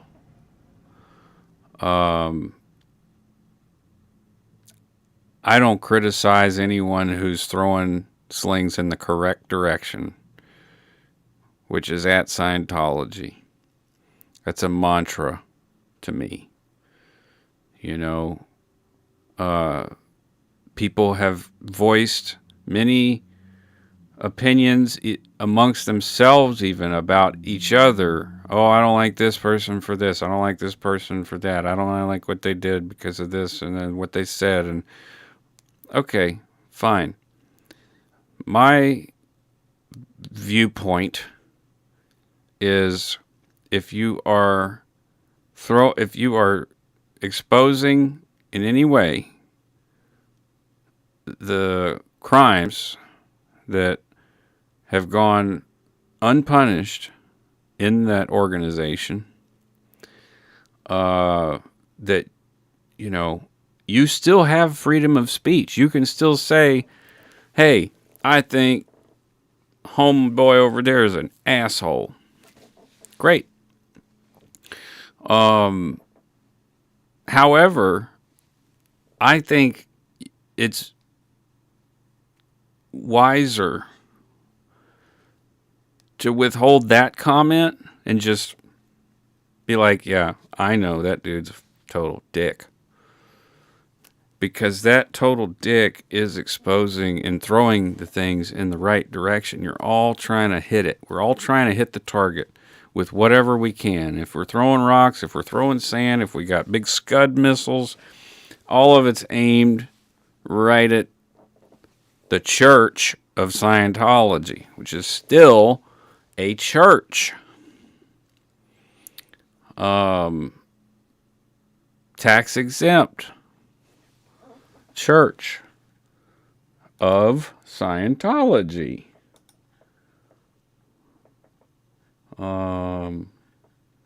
Where's the Mad Lulu bark?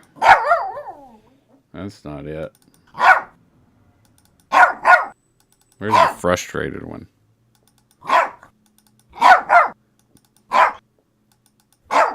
I think...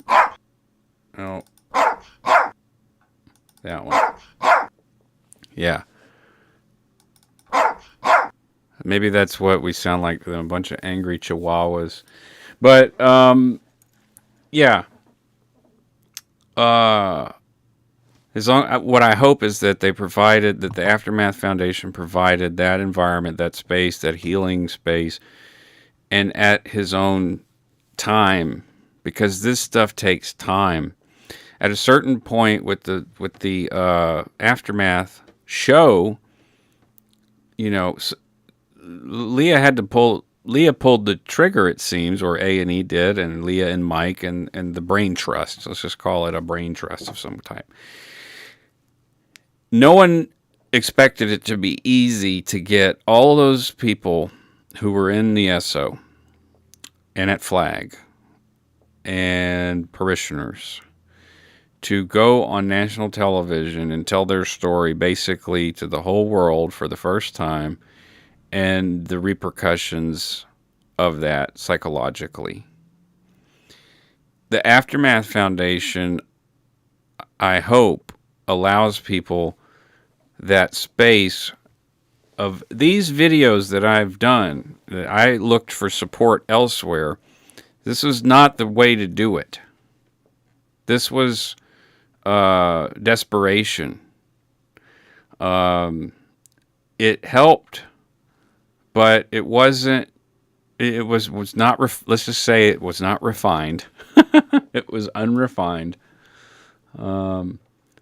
Delightfully tacky and unrefined. That's the Hooters thing. Anyways, little comment from myself there, and let's see if we have anything from there, from what I said.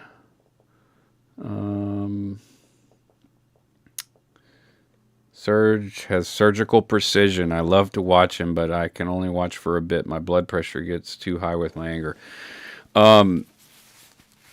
Yes. Surgical precision. That's what gets me. He also really hammers the points with, I think, an audience that he is, the way that he speaks is so relatable to so many people. It's not like me, where, there's 10 people in the chat still. Not everyone can listen to me Babylon, but Serge speaks plainly, sharp, clear, precise, like Zorg from Fifth Element, and he really does just if he's opening up crates, he's just got it down with the crowbar so quick that he's opening bam, crate open, bam, crate open, just knocking them out. It's crazy. Juliana, welcome back.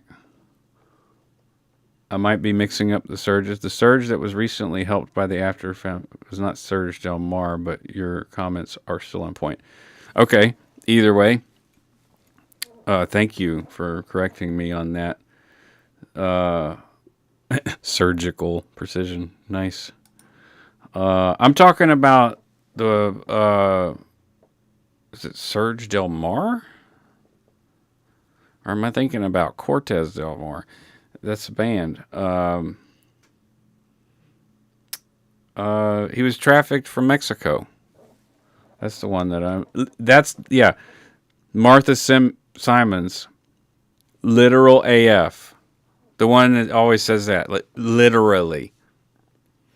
He does this deadpan thing, and I wish it's on one of the streams. I need to clip it because it's so perfect, because it's so monotone, deadpan, sarcasm.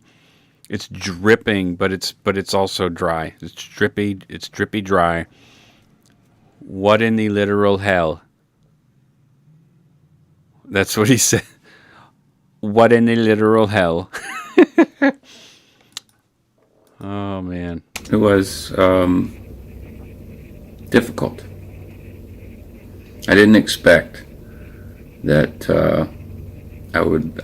So am I talking about the same guy? Because now I'm confused. His post-it notes are great AF. Yes. See, that's what I'm saying. Like, he makes it sticky, and he speaks in a way that so many people can just latch onto, like literal AF. Like, I mean, great AF, bad AF, like literally. What is GTS? I don't know what that means. Was Serge Del Mar also helped by the Aftermath Foundation? I think he got out before the found. Yeah, that makes sense. That actually makes sense. But my hope is that's what the Aftermath Foundation does, is sort of, instead of a crash landing like what happened with the survivors that were on the show, which is what I would compare it to, a crash landing. Because Chris Shelton on it, and he was relatively fresh out, and then he had to deal with telling his story on that show, and there is psychological crap that goes along with that. So, depending on how long you've been out, it'll affect different people differently. I noticed it myself. So glad to see Christy Gordon is doing great with her Children of Scientology podcasts. Everyone is sort of, back at it. So, including me. Yay. Would have to do what I did, and that goes back to the book from before Scientology, which I'm not sure anyone's interested in. That's why I'm torn.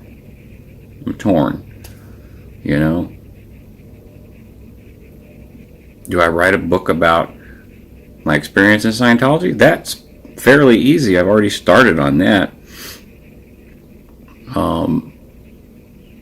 Do I write the book? Yeah, a book about... Yeah, I'm clipping.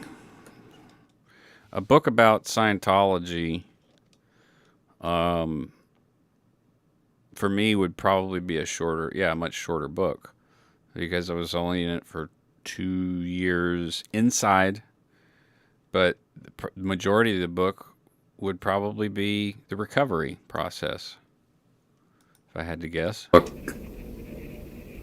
that explains how I really ended up in there, in a cult. Why I left home at 16, the day I turned 16, with little notice to my parents, just bye.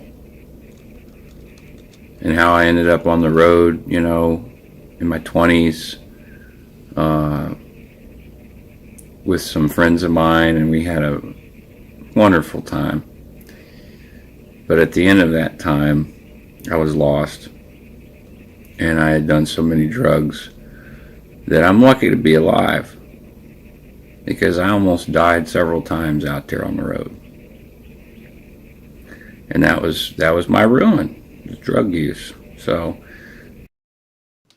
now you know how they got me. My ruin was drug use.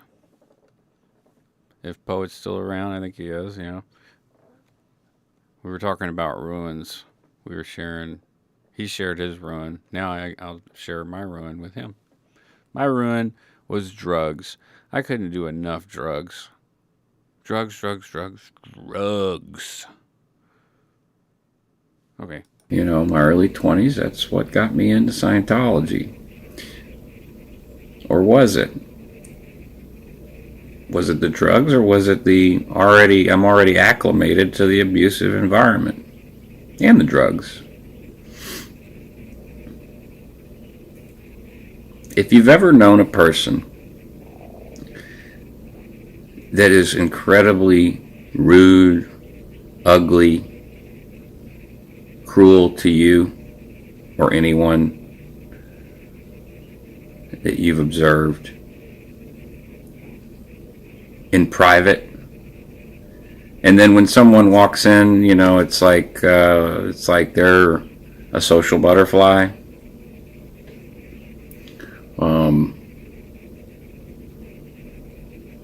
It's a tough thing to live with. And the problem the problem I have with it is that you allow it. I allowed it for so many years.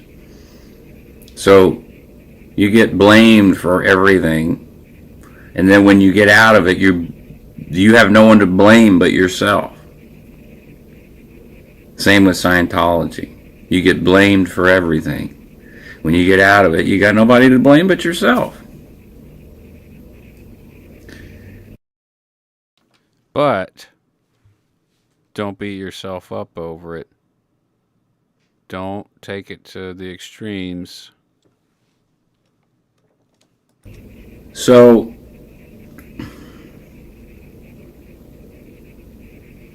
give me some encouragement here, guys. I'm having I can take it. I can, when I decided to write a book and to write this script, I knew it was going to be hard. And I'll do it. Sometimes I need a little input. I've been essentially out here by myself in the country. You know my address now. I got my blender. It works great. Thank you, Tish. Thank you, everybody. Thanks, Rob. I'm going to skip this part because Rob would ask me to do so. I feel like I've robbed. And I got some friends up there, like my attorney friend, and then my buddy online. I'll just say that Rob is sort of like one of those guardian angel type people and likes to kind of like just appear out of nowhere like a guardian angel. To help me out of Scientology, inadvertently.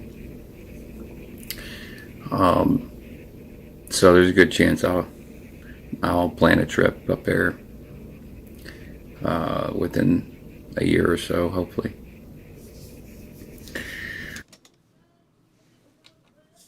That was a hope, but it never happened. I hope you guys enjoy the little music videos I put up and all that. In between writing sessions, I've just been playing Fallout on my Twitch channel, and I enjoy it. I'm not saying you will, but I do. So that's my Sunday video for you guys, and I'm not sure how much I've actually cried on camera, but there,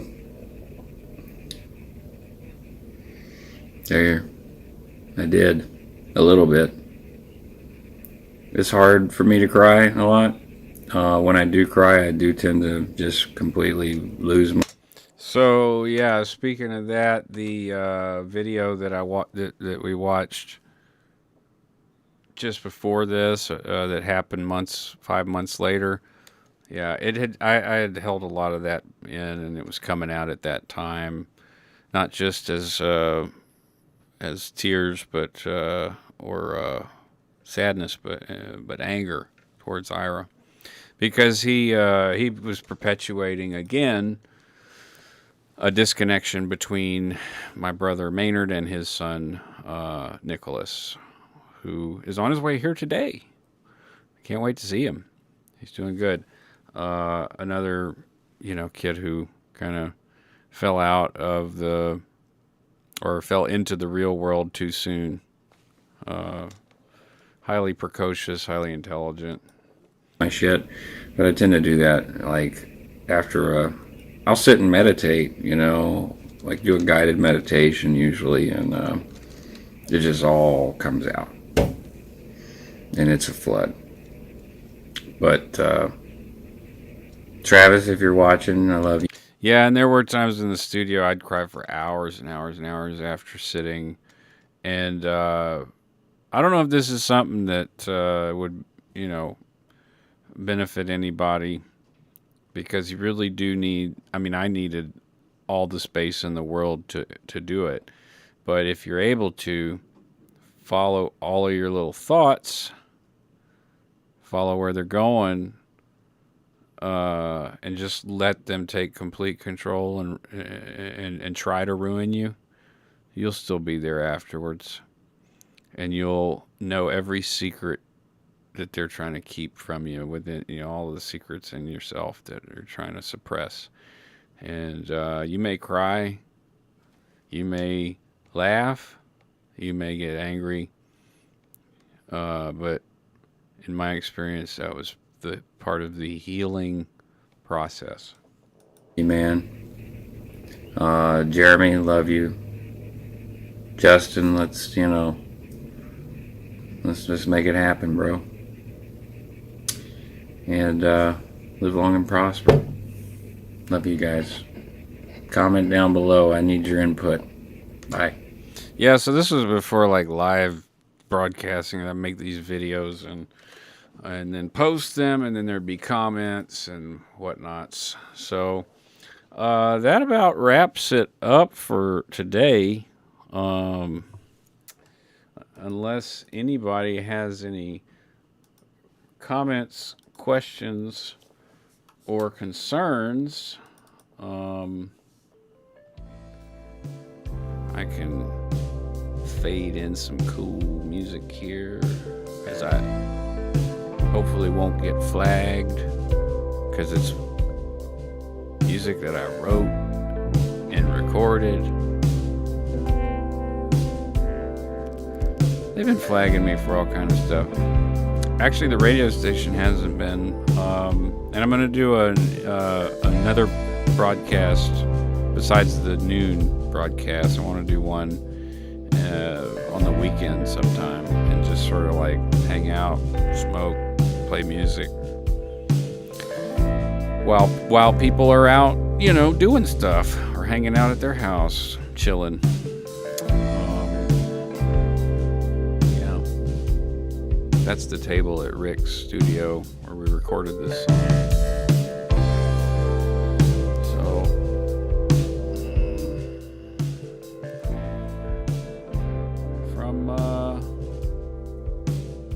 From Broadmoor to wherever you are, this was deprogramming. I'm going to do a nice little fade because I can do that now, and it's so nice to be able to do a fade. God, I've missed this so much.